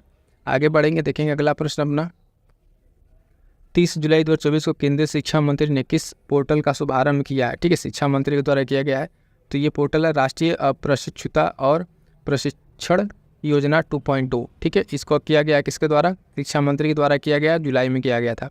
आगे बढ़ेंगे, देखेंगे प्रश्न नंबर 3 इससे संबंधित पोर्टल से, किस संस्थान ने निवेशकों के लिए जटिल वित्तीय अवधारणाओं को सरल बनाने के लिए मोबाइल ऐप सारथी जो है 2.0 लॉन्च किया है? तो सारथी 2.0 मैंने आपको पढ़ाया है, सेबी के द्वारा लॉन्च किया गया है ना, इसके द्वारा सेबी के द्वारा लॉन्च किया गया है। आगे बढ़ेंगे, देखेंगे अपना नेक्स्ट क्वेश्चन, क्वेश्चन नंबर 4 जो है, इस भारतीय राज्य सरकार ने सार्वजनिक सड़क मुद्दों के समाधान के लिए लोकपथ मोबाइल ऐप लॉन्च किया है? ठीक है, तो लोकपथ मोबाइल ऐप लॉन्च किया गया है मध्य प्रदेश के द्वारा, ठीक है, लोकपथ मोबाइल ऐप सीधा सा ध्यान रखिएगा किसके द्वारा? मध्य प्रदेश के द्वारा। और किस लिए है? तो ये देखेंगे सार्वजनिक तौर पर जो सड़क मुद्दे हैं उनके समाधान के लिए इसको स्टार्ट किया गया है। अगला प्रश्न होगा साथियों कि 20 जुलाई 2024 को केंद्रीय कोयला एवं खान मंत्री ने किशन रेड्डी कौन सा पोर्टल लॉन्च किया? तो इन्होंने लॉन्च किया है राष्ट्रीय जिला खनिज फाउंडेशन पोर्टल, ठीक है, ये ध्यान रखेंगे, इसका राइट आंसर हो जाएगा ऑप्शन सी, है ना, राष्ट्रीय जिला खनिज फाउंडेशन पोर्टल कोयला मंत्रालय के द्वारा स्टार्ट किया गया है। अगला पॉइंट है साथियों कि राष्ट्रीय अपराध रिकॉर्ड ब्यूरो NCRB द्वारा लॉन्च किए गए मोबाइल ऐप का नाम क्या है? तो NCRB ने हाल फिलहाल में एक ऐप लॉन्च किया, उसका नाम है NCRB आपराधिक कानूनों का संकलन, ठीक है, तो ये पॉइंट ध्यान रखेंगे, ऑप्शन सी राइट आंसर हो जाएगा। आगे बढ़ेंगे, देखेंगे क्वेश्चन नंबर 7। क्वेश्चन नंबर 7 क्या कह रहा है कि स्वास्थ्य परिवार एवं कल्याण मंत्रालय द्वारा केंद्र सरकार के स्वास्थ्य योजना लाभार्थियों के लिए कौन सा ऐप लॉन्च किया गया है? तो आप देखेंगे यहाँ पे जो लॉन्च किया गया है वो एप्लीकेशन है माई CGS ऐप, ठीक है, तो ऑप्शन ए राइट आंसर यहाँ पर हो जाएगा। माई CGS ऐप किसके द्वारा लॉन्च किया गया है? तो स्वास्थ्य एवं परिवार कल्याण मंत्रालय के द्वारा लॉन्च किया है। फटाफट से आगे बढ़ेंगे, देखेंगे क्वेश्चन नंबर 8। और भारतीय वायुसेना के द्वारा ना डिजिटल इंडिया कार्यक्रम में जो किस प्रमुख पहल के साथ अपना एकीकरण किया है? तो डिजी लॉकर प्लेटफॉर्म के साथ। किसके साथ साथियों? तो आप देखेंगे ये किया गया है किसके साथ? डिजी लॉकर प्लेटफॉर्म के साथ, ठीक है, ऑप्शन बी राइट आंसर हो जाएगा। यहाँ पे ध्यान देंगे भारतीय वायुसेना है और डिजिटल इंडिया कार्यक्रम है, ठीक है, तो ये अपना एकीकरण किया है इस प्लेटफॉर्म के साथ। अगला प्रश्न है क्वेश्चन नंबर 9, अपराध रोकथाम एवं जांच के लिए हाल ही में किस राज्य ने त्रिनेत्र ऐप 2.0 का शुभारंभ किया है? तो त्रिनेत्र ऐप 2.0 का लॉन्च जो है उत्तर प्रदेश सरकार ने किया। उत्तर प्रदेश स्पेशल में करंट अफेयर आपको पढ़ाया गया है, ठीक है, इंपॉर्टेंट पॉइंट्स है, ध्यान दीजिएगा, यूपी स्पेशल के लिए। ऐप का नाम है त्रिनेत्र 2.0 उत्तर प्रदेश। आगे बढ़ेंगे, नेक्स्ट क्वेश्चन है नंबर 10 कि किस मंत्रालय ने फरवरी में 24 में स्वयं प्लस पोर्टल शुरू किया? तो केंद्रीय शिक्षा मंत्रालय के द्वारा शुरू किया गया था। केंद्रीय शिक्षा मंत्रालय के द्वारा आप देखेंगे स्वयं पोर्टल शुरू किया गया था। आगे बढ़ेंगे, देखेंगे नेक्स्ट क्वेश्चन अपना, फटाफट से इसको रिवाइज कीजिए, सारा पढ़ा दिया गया है, एक रिवीजन के तौर पर है इसलिए थोड़ा तेज़ी से चल रहा है। किस कंपनी ने शेयर मार्केट नामक एक नया मोबाइल एप्लीकेशन लॉन्च किया है? तो आप देखेंगे फ़ोनपे। किसने? फ़ोनपे ने लॉन्च किया है, ठीक है, शेयर मार्केट नामक एक नया मोबाइल ऐप। अगला और लास्ट प्रश्न इसका एपन पोर्टल का कि भारतीय रिजर्व बैंक ने जमा अनक्लेम्ड डिपॉजिट्स का पता लगाने के लिए कौन सा पोर्टल लॉन्च किया है? तो उद्गम पोर्टल, ठीक है, उद्गम पोर्टल हाल फिलहाल में लॉन्च किया गया है, किसके द्वारा? साथ ही देखेंगे RBI के द्वारा लॉन्च किया गया है। और किसके लिए है? तो ये जो अनक्लेम्ड डिपॉजिट है उसका पता लगाने के लिए पोर्टल लॉन्च किया गया है, उद्गम पोर्टल RBI, ठीक है, RBI ध्यान रखेंगे। तो यहाँ तक थे कुछ इंपॉर्टेंट जो आपके एप्स एंड पोर्टल के थे प्रश्न थे, ऐप एंड पोर्टल के प्रश्न थे, यहाँ तक हमने करा दिए, ठीक है, 10 से 12 प्रश्न जो इंपॉर्टेंट है उसको। अब आगे बढ़ेंगे किसी नेक्स्ट टॉपिक की तरफ, ठीक है। यहाँ से हम लोग साथियों आगे बढ़ेंगे और देखेंगे यहाँ से कुछ जो इम्पॉर्टेंट बुक्स हैं, ठीक है, और उनके ऑथर्स जो इससे भी प्रश्न एक बनता है। तीन इस छोटे छोटे पॉइंट्स हैं, इनको देखते हैं। अगला प्रश्न है बुक एंड इससे संबंधित, तो देखेंगे पहला प्रश्न कि 30 जून 2024 को प्रधानमंत्री नरेंद्र मोदी ने भारत के किस पूर्व उपराष्ट्रपति के जीवन और यात्रा पर आधारित 3 पुस्तकों का विमोचन किया है? तो एम वेंकैया नायडू के जीवन पर आधारित पुस्तक का विमोचन किया गया है प्रधानमंत्री नरेंद्र मोदी के द्वारा। अगला प्रश्न है साथियों, देखेंगे प्रश्न नंबर 2 पुस्तक से संबंधित। 21 मई 2024 को किस जर्मन लेखिका को उनकी पुस्तक कैरोस, मोस्ट इंपॉर्टेंट लगाइएगा इसको, ये प्रश्न जो है उत्तराखंड पीसीएस में अभी पूछा जा चुका है, सेम प्रश्न ये पूछा जा चुका है। कैरोस के लिए अंतर्राष्ट्रीय बुकर पुरस्कार 2024 से सम्मानित किया गया है। तो यहाँ पे इनका नाम दिया है जेनी, है ना, एरपेनबेक, ठीक है, जेनी एरपेनबेक इनका नाम याद रखिएगा। उत्तराखंड पीसीएस में जो हाल फिलहाल में प्रश्न पूछा गया था तो सिर्फ ये पूछा गया था कि जेनी एरपेनबेक द्वारा कौन सी पुस्तक को अंतर्राष्ट्रीय बुकर पुरस्कार के रूप में मिला है। तो वहाँ पे ऑप्शन में कैरोस दिया था, कैरोस, उसके साथ 2-3 नाम और दिए थे। तो ये ध्यान रखना है, मोस्ट इंपॉर्टेंट मैं बता रहा हूँ, फिर से ध्यान रखेंगे। पीसीएस में हो सके तो इसका लेखिका का नाम सीधे पूछ ले, और ये पहली जर्मन लेखिका है जिनको ये पुरस्कार मिला है, ठीक है। अंतर्राष्ट्रीय बुकर पुरस्कार कैरोस बुक को मिला है और जेनी एरपेनबेक को मिला है। आगे बढ़ेंगे साथियों, देखेंगे next question, the law and spirituality reconnecting the bond, ठीक है। इस पुस्तक के लेखक कौन है? तो इस पुस्तक के लेखक हैं साथियों प्रोफेसर राम मित्तल और डॉक्टर सीमा सिंह, ठीक है, ये इनके लेखक हैं, 2 लोग हैं इसमें। The law and spirituality reconnecting the bond, clear है। आगे बढ़ेंगे नेक्स्ट किताब की तरफ। ये मोस्ट इंपॉर्टेंट ये बुक अभी आईएएस के प्रीलिम्स में पूछा हुआ गया है, इसी बार के प्रीलिम्स में आया था। बुक का नाम है वाई भारत मैटर्स, ठीक है।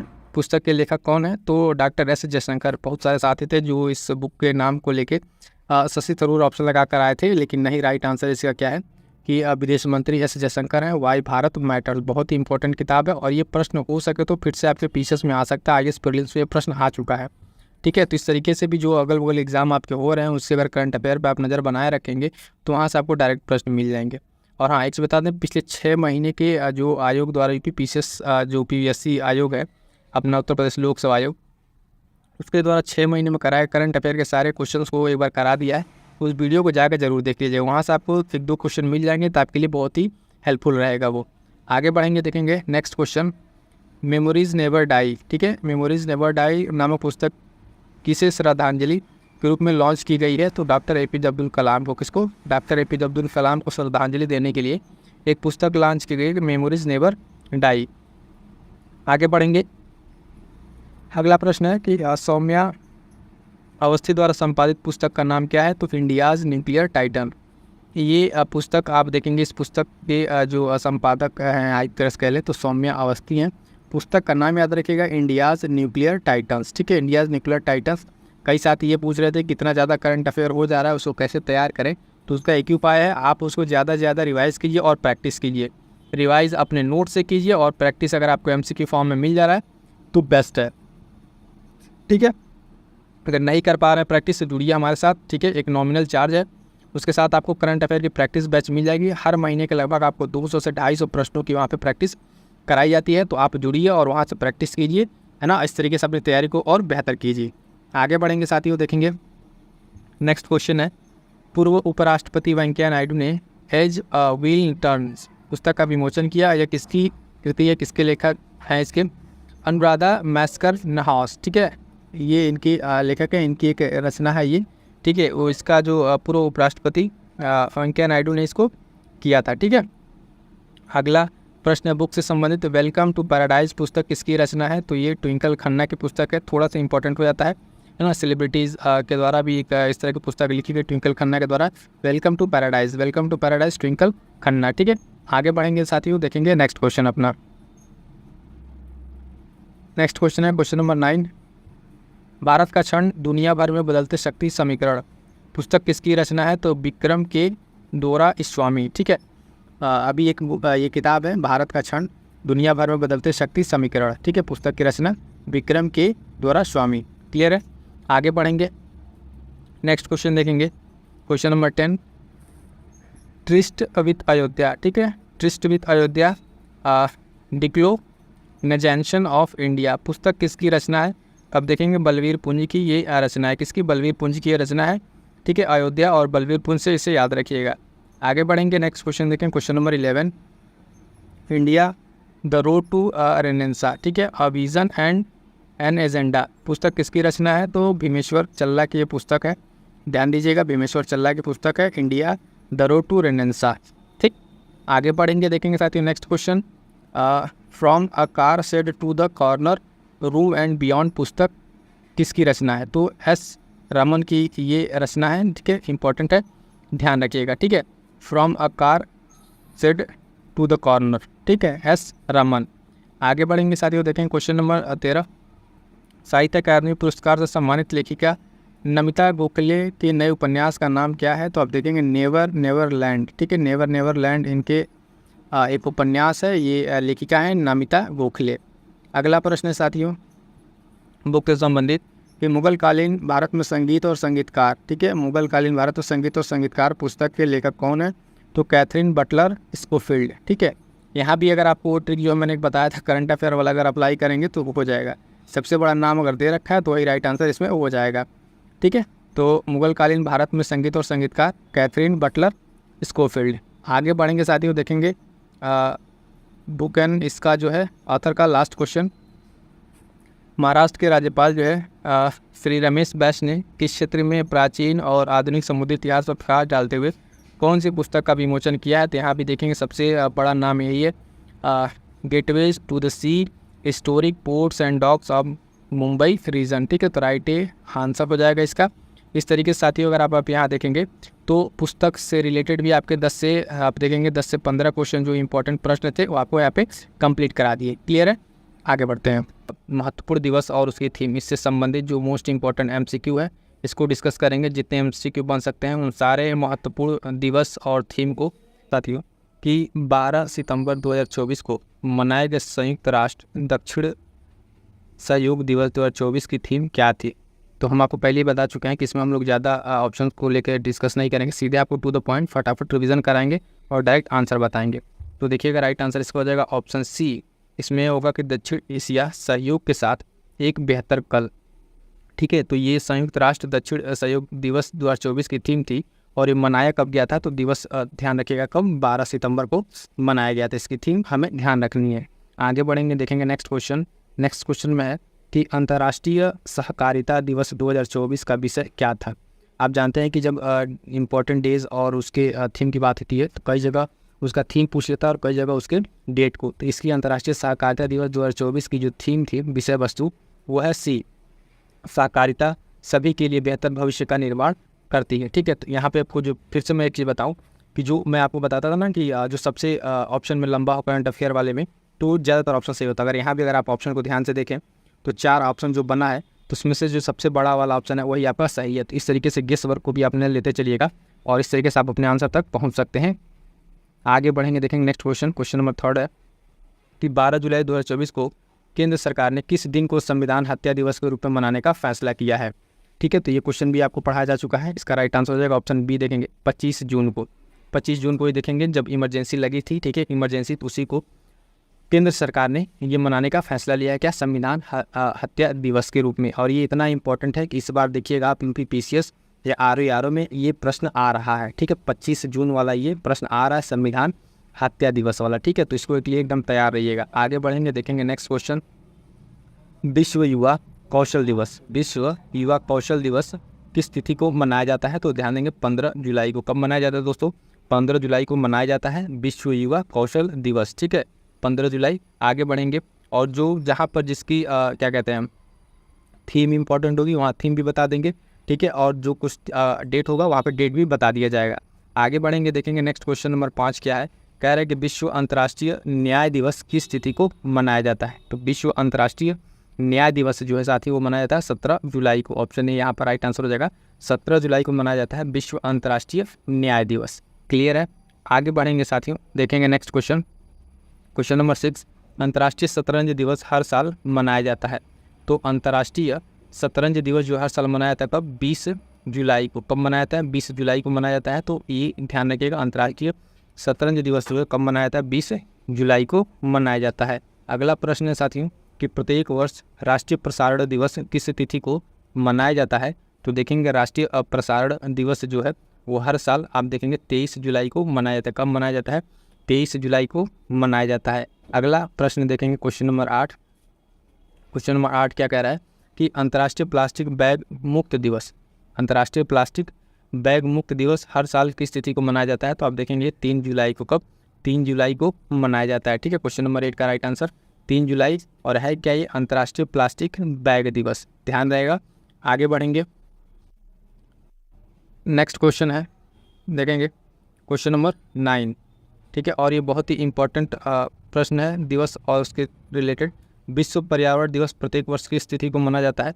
तो हम सभी जानते हैं कब? 5 जून को मनाया जाता है विश्व पर्यावरण दिवस। और इसके साथ इसका जो सबसे इम्पोर्टेंट है वो है इसकी विषय वस्तु या थीम। तो अगला ही प्रश्न यहाँ पर है कि विश्व पर्यावरण दिवस जो है, विश्व पर्यावरण दिवस 2024 का विषय वस्तु क्या है या थीम क्या है? यहाँ भी फिर भी वही चीज़ आप देखेंगे कि जो सबसे बड़ा वाला है वही है। अगर इस जो सबसे बड़ा उसमें ऑप्शन में आपको करंट अफेयर के दिख रहा है, ठीक है, अगर वो सही नहीं होता तो मतलब इन जनरल के उस ऑप्शन को नहीं रखा जाता है। ठीक है, जब वो ऑप्शन सही होता तभी उसको रखा जाता है। तो फिर यहाँ पे देखेंगे विश्व पर्यावरण दिवस की जो थीम है वो है भूमि पुनर्स्थापन, मरुस्थलीकरण और सूखे से बचाव।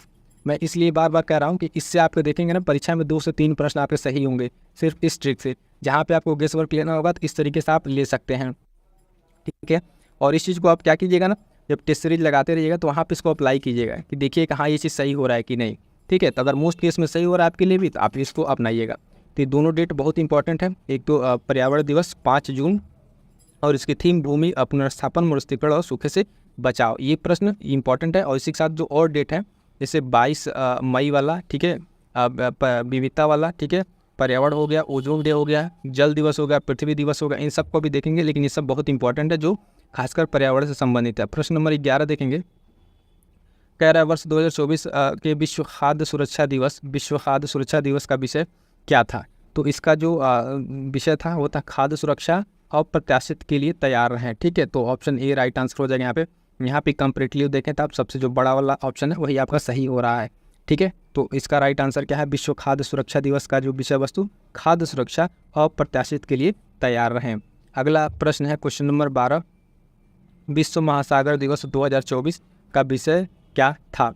ठीक है, तो विश्व महासागर दिवस का जो विषय था वो था अवेकन न्यू डेप्थ्स। क्या था? अवेकन न्यू डेप्थ्स जो है विश्व महासागर दिवस 2024 का विषय वस्तु रहा या थीम रहा है। अगला प्रश्न क्वेश्चन नंबर 13, विश्व रक्तदाता दिवस जो वर्ल्ड ब्लड डोनर डे है कब मनाया गया? तो 14 जून को मनाया गया। कब? 14 जून को मनाया गया आपका विश्व रक्तदाता दिवस। क्लियर है? आगे बढ़ेंगे, देखें क्वेश्चन नंबर 17, 17 जून को विश्व मरुस्थलीकरण एवं सूखा रोकथाम दिवस का विषय क्या था? तो भूमि के लिए एकजुट, हमारी विरासत, हमारा भविष्य। तो ये मनाया कब गया? ये डेट भी ध्यान रखिएगा। विश्व मरुस्थलीकरण और सूखा जो रोकथाम दिवस है साथियों, ये मनाया जाता है कब? 17 जून को। ठीक है, 17 जून आप ध्यान रखेंगे, 17 जून को मनाया जाता है। और इसकी थीम जो है भूमि के लिए एकजुट, हमारी विरासत, हमारा भविष्य। क्लियर है? अच्छा, देखेंगे क्वेश्चन नंबर 15। अगला प्रश्न है, देखेंगे विश्व शरणार्थी दिवस 2024 कब मनाया गया? तो मनाया गया ये 20 जून को। ठीक है, 20 जून को मनाया जाता है क्या? विश्व शरणार्थी दिवस। ये इंपॉर्टेंट डेज में आता है ये विश्व शरणार्थी दिवस, तो 20 जून को मनाया जाता है, ध्यान रखिएगा। अगला प्रश्न है साथियों क्वेश्चन नंबर 16, विश्व रेड क्रॉस दिवस प्रत्येक वर्ष किस तिथि को मनाया जाता है? तो मनाया जाता है 8 मई को। कब मनाया जाता है ये? 8 मई को मनाया जाता है विश्व रेड क्रॉस दिवस। क्लियर है? आगे बढ़ेंगे, देखेंगे नेक्स्ट क्वेश्चन है क्वेश्चन नंबर 17, कह रहा है कि विश्व भूख दिवस कब मनाया गया? तो मनाया गया 28 मई। 28 मई को मनाया जाता है। देखेंगे विश्व भूख दिवस, और ध्यान रखेंगे डेट 28 मई। अगला प्रश्न है संवाद और विकास के लिए विश्व सांस्कृतिक विविधता दिवस कब मनाया गया? ठीक है, तो ये मनाया गया आप देखेंगे कब? 21 मई को। ठीक है, 21 मई को मनाया जाता है विश्व सांस्कृतिक विविधता दिवस। आगे बढ़ेंगे, देखेंगे क्वेश्चन नंबर 19, कह रहा है राजस्थान राज्य ने अपना 75वां स्थापना दिवस मनाया। तो कब मनाया? 30 मार्च को मनाया। कब है? 30 मार्च को मनाया राजस्थान राज्य ने अपना 75वां स्थापना दिवस। क्लियर है? अगला प्रश्न देखें क्वेश्चन नंबर 20, कह रहा है इसमें थीम पूछा हुआ है कि विज्ञान एवं प्रौद्योगिकी विभाग के तहत प्रौद्योगिकी विकास बोर्ड ने 11 मई 2024 को भारतीय राष्ट्रीय विज्ञान अकादमी सभागार में राष्ट्रीय प्रौद्योगिकी दिवस 2024 मनाया। इस कार्यक्रम की थीम क्या थी? पहले तो देखिए इसमें एक प्रश्न जो आपका डेट का छिपा हुआ है वो राष्ट्रीय प्रौद्योगिकी दिवस, राष्ट्रीय प्रौद्योगिकी दिवस जो है कब मनाया गया, तो 11 मई को मनाया गया। ठीक है, 11 मई को मनाया गया। इस कार्यक्रम की थीम क्या है, फिर यहाँ पे देखेंगे जो सबसे बड़ा है वही आपका फिर से राइट आंसर है। अगर इतना बड़ा वाला आंसर नहीं होगा तो ऑप्शन में जनरली इसको नहीं रखा जाता है। तो राइट आंसर है सतत भविष्य के लिए स्वच्छ और हरित प्रौद्योगिकी को बढ़ावा देना। ठीक है, इसको बढ़ावा देना, क्लियर है। तो इसका राइट आंसर हो जाएगा। ठीक, तो दोस्तों मैं जानना चाहूँगा कि ये वाली ट्रिक आपने आजमाई कि नहीं। ठीक है, जो क्वेश्चन को गेस वर्क लेते समय ऑप्शन को जो देख के लगाने वाला, इससे संबंधित आप कमेंट करके जरूर अपनी बात को बताइएगा। आगे बढ़ते हैं, देखेंगे नेक्स्ट क्वेश्चन नंबर 21। इसमें पूछा गया है कि विश्व मधुमक्खी दिवस 2024 किस तिथि को मनाया गया। क्या मनाया था, तो 20 मई को। ठीक है, 20 मई को मनाया था विश्व मधुमक्खी दिवस। अगला प्रश्न है कि अंतर्राष्ट्रीय श्रमिक दिवस किस तिथि को मनाया जाता है, तो 1 मई को। ध्यान रखेंगे 1 मई को मनाया जाता है अंतर्राष्ट्रीय श्रमिक दिवस। ठीक है, श्रमिक दिवस कब, 1 मई को। अगला प्रश्न है कि 23 हाल ही में विश्व थैलेसीमिया दिवस कब मनाया गया, तो ये मनाया गया 8 मई को। कब, 8 मई को मनाया गया। ध्यान देंगे विश्व थैलेसीमिया दिवस। अगला प्रश्न है 24 नंबर, विश्व दूरसंचार एवं सूचना समाज दिवस कब मनाया गया। ठीक है, कब मनाया गया, तो विश्व दूरसंचार सूचना समाज दिवस जो है मनाएगा 17 मई को। ठीक है, 17 मई को याद रखेंगे। आगे बढ़ेंगे, देखेंगे नेक्स्ट क्वेश्चन, फटाफट से देखते चलिए। विश्व टूना दिवस प्रत्येक वर्ष किस तिथि को मनाया जाता है, तो 2 मई को। ठीक है, कब मनाया जाता है, 2 मई को मनाया जाता है विश्व टूना दिवस। अगला प्रश्न है विश्व प्रेस स्वतंत्रता सूचकांक, विश्व प्रेस स्वतंत्रता सूचकांक 2024 की थीम वर्ष जो थीम विषय थी वो क्या था, तो देखेंगे a press for a planet journalism in the face of the environment crisis. ठीक है, तो इस यहाँ भी आप फिर से वही आपका देखेंगे। तो मैं आपसे कह रहा हूँ मोस्ट ऑफ द केस में चीज़ें फॉलो होती हैं, आप भी प्रैक्टिस करके इस चीज़ को देखिएगा। यहाँ पे जो इसका राइट आंसर हो जाएगा क्या हो जाएगा, ऑप्शन डी। ठीक है, ऑप्शन डी हो जाएगा। इतना बड़ा आपको याद नहीं रहेगा, लेकिन इस तरह का ध्यान रहेगा कि इसकी थीम बहुत बड़ी थी तो आपको क्लियर कर पाएंगे। अंतर्राष्ट्रीय जैव विविधता दिवस 2024 की थीम क्या थी, तो अंतर्राष्ट्रीय जैव विविधता दिवस। ठीक है, तो इसकी थीम को देखते हैं 27 में। इसका जो राइट आंसर है तो हो जाएगा योजना का हिस्सा बने, योजना का हिस्सा बने। यही मैं बता रहा था, जो अंतर्राष्ट्रीय विविधता दिवस आपको मनाया था कब, 22 मई को मनाया जाता है। तो ये इंपॉर्टेंट है, बहुत ही इंपॉर्टेंट है। एक दिवस थीम में योजना का हिस्सा बने, इसका थीम है, और 22 मई याद रखिएगा। अगला प्रश्न है प्रत्येक वर्ष विश्व कछुआ दिवस मनाया जाता है, तो 23 मई को मनाया जाता है साथियों। 23 मई को जो देखेंगे विश्व कछुआ दिवस मनाया जाता है। अगला प्रश्न है कि विश्व क्वांटम दिवस 2024 कब मनाया जाता है, विश्व क्वांटम दिवस 2024 कब मनाया गया, तो देखेंगे 14 अप्रैल को। कब, 14 अप्रैल को ये मनाया गया। अगला प्रश्न कि राष्ट्रीय सिविल सेवा दिवस के रूप में प्रत्येक वर्ष कब मनाया जाता है, तो 21 अप्रैल को। कब मनाया जाता है साथियों, 21 अप्रैल को मनाया जाता है क्या, राष्ट्रीय सिविल सेवा दिवस। अगला प्रश्न विश्व पृथ्वी दिवस जो है उसकी थीम क्या थी, तो ग्रह बनाम प्लास्टिक, और याद रखिएगा मनाया जाता है कब, 22 अप्रैल को मनाया जाता है। 22 अप्रैल डेट याद रखिएगा। ठीक है, 3 डेट है, एक तो 22 मार्च विश्व जल दिवस, 22 अप्रैल पृथ्वी दिवस, और 22 मई जैव विविधता दिवस। ये तीनों इतने महत्वपूर्ण है। उसके साथ साथ पर्यावरण और ओजोन, इन चारों में से एक प्रश्न आपको विषय थीम में आपके लिख लीजिए RO या फिर UPPCS से आपको देखने को मिल जाएगा। इतना ही, इसे 5 डेट जो बता रहे हैं यहाँ से नोट कर दीजिएगा, मिल जाएगा आपको। या तो इसकी डे पूछेगा या तो इसकी थीम पूछेगा। ठीक है, तो 5-6 डेट नोट कर लेंगे, यहाँ से एक प्रश्न आपको मिलने जा रहा है। अगला प्रश्न ग्रह बनाम प्लास्टिक इसका हो गया, विश्व पृथ्वी दिवस का। आगे बढ़ेंगे, देखेंगे क्वेश्चन नंबर 32। रक्षा अनुसंधान एवं विकास विभाग DRDO ने अपना स्थापना दिवस मनाया 66वां, तो कब मनाया, 1 जनवरी 2024 को। 1 जनवरी 2024 को मनाया DRDO ने अपना स्थापना दिवस, और कौन सा था, 66वां था। ये भी पॉइंट थोड़ा सा ध्यान रखिएगा। अगला प्रश्न साथ ही फटाफट से देखेंगे, किस राज्य सरकार ने प्रतिवर्ष 25 दिसंबर को तबला दिवस मनाने की घोषणा की है, तो मध्य प्रदेश ने। किसने, मध्य प्रदेश ने की है। ठीक है, तबला दिवस मनाने को 25 दिसंबर को। अगला प्रश्न 34 नंबर कह रहा है अंतर्राष्ट्रीय महिला हिंसा उन्मूलन दिवस कब मनाया जाता है, तो ये कब मनाया था, 25 नवंबर को। ठीक, कब मनाया था, 25 नवंबर को मनाया जाता है अंतर्राष्ट्रीय महिला हिंसा उन्मूलन दिवस। अगला प्रश्न है कि भारत में प्रतिवर्ष राष्ट्रीय प्रेस दिवस कब मनाया जाता है, तो 16 नवंबर को। ये राष्ट्रीय प्रेस दिवस की बात करें, ध्यान रखिएगा 16 नवंबर को। क्लियर है। अगला प्रश्न क्वेश्चन नंबर 36, राष्ट्रीय विधिक सेवा दिवस प्रतिवर्ष कब मनाया जाता है, तो 9 नवंबर को। 9 नवंबर को राष्ट्रीय विधिक सेवा दिवस मनाया जाता है, तो ये ध्यान रखना है। आगे बढ़ेंगे। क्वेश्चन नंबर 37, भारत में संविधान दिवस प्रतिवर्ष कब मनाया जाता है? तो 26 नवंबर को। कब? 26 नवंबर को मनाया जाता है आपका संविधान दिवस। ठीक है, संविधान हत्या दिवस अभी आया, संविधान हत्या दिवस 25 जून, ये याद रखिएगा। अगला प्रश्न है, मानसिक स्वास्थ्य के बारे में जागरूकता बढ़ाने के लिए और सकारात्मक बदलाव को बढ़ावा देने के लिए प्रतिवर्ष जो है विश्व मानसिक स्वास्थ्य दिवस कब मनाया जाता है? तो ये मनाया था साथियों, आप देखेंगे 10 अक्टूबर को। कब? 10 अक्टूबर को मनाया जाता है। क्लियर है। और एक ये प्रश्न है 39 नंबर कि प्रतिवर्ष ओजोन परत संरक्षण के लिए ओजोन दिवस कब मनाया था? 16 सितंबर को। और मैं चाहूँगा कि ये ओजोन डे का जो इस बार की थीम थी 16 सितंबर वाली, आप कमेंट करके बताइए। डे लिखिएगा, फिर इसका थीम लिखिएगा। ये बहुत इंपॉर्टेंट है, पर्यावरण से संबंधित है, तो यहाँ से प्रश्न आपको देखने को मिल जाएंगे। ये पर्यावरण वाला याद रखिएगा। ठीक है, ओजोन दिवस 16 सितंबर। ठीक है, इसका थीम आप कमेंट करके बताएंगे। क्लियर यहाँ तक? आज का टॉपिक हमारा है खेल। और पहला प्रश्न साथियों देखिएगा कि 28 अगस्त से 8 सितंबर 2024 तक जो आयोजित हुआ पैरा ओलंपिक, ठीक है, उस खेलों के उद्घाटन समारोह के लिए भारतीय ध्वजवाहक के रूप में किसे नामित किया गया है? तो उस ध्वजवाहक के लिए ध्यान दीजिएगा, सुमित अंतिल व भाग्यश्री जो है जाधव को नामित किया गया है। ठीक है, तो इंपॉर्टेंट प्रश्न रहेगा पैरा ओलंपिक का जो पॉइंट है। ठीक है, तो वहाँ से तो सारे पॉइंट्स आपको मिलेंगे ही मिलेंगे, लेकिन पैरा ओलंपिक वाला भी ध्यान दीजिएगा, इसमें भारतीय ध्वजवाहक कौन रहे? तो सुमित अंतिल और भाग्यश्री जाधव को बनाया गया था। क्लियर है। अगला प्रश्न देखिएगा, अगला प्रश्न कह रहा है कि अगस्त 21, 2024 को मल्टी स्पेशलिस्ट स्पोर्ट ब्रांड जो है डिकैथलॉन, ठीक, डिकैथलॉन ने अगले 5 साल में भारत में कितने निवेश की घोषणा की है? तो 10 करोड़ यूरो पे। कितने साथियों? 10 करोड़ यूरो किसने घोषणा की है? तो ये पॉइंट भी आपको ध्यान में रखना है।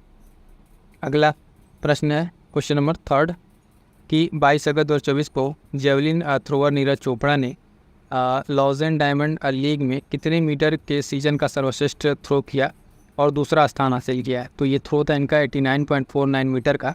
ठीक है, ऑप्शन ए राइट आंसर हो जाएगा 89.49 मीटर का। क्लियर है।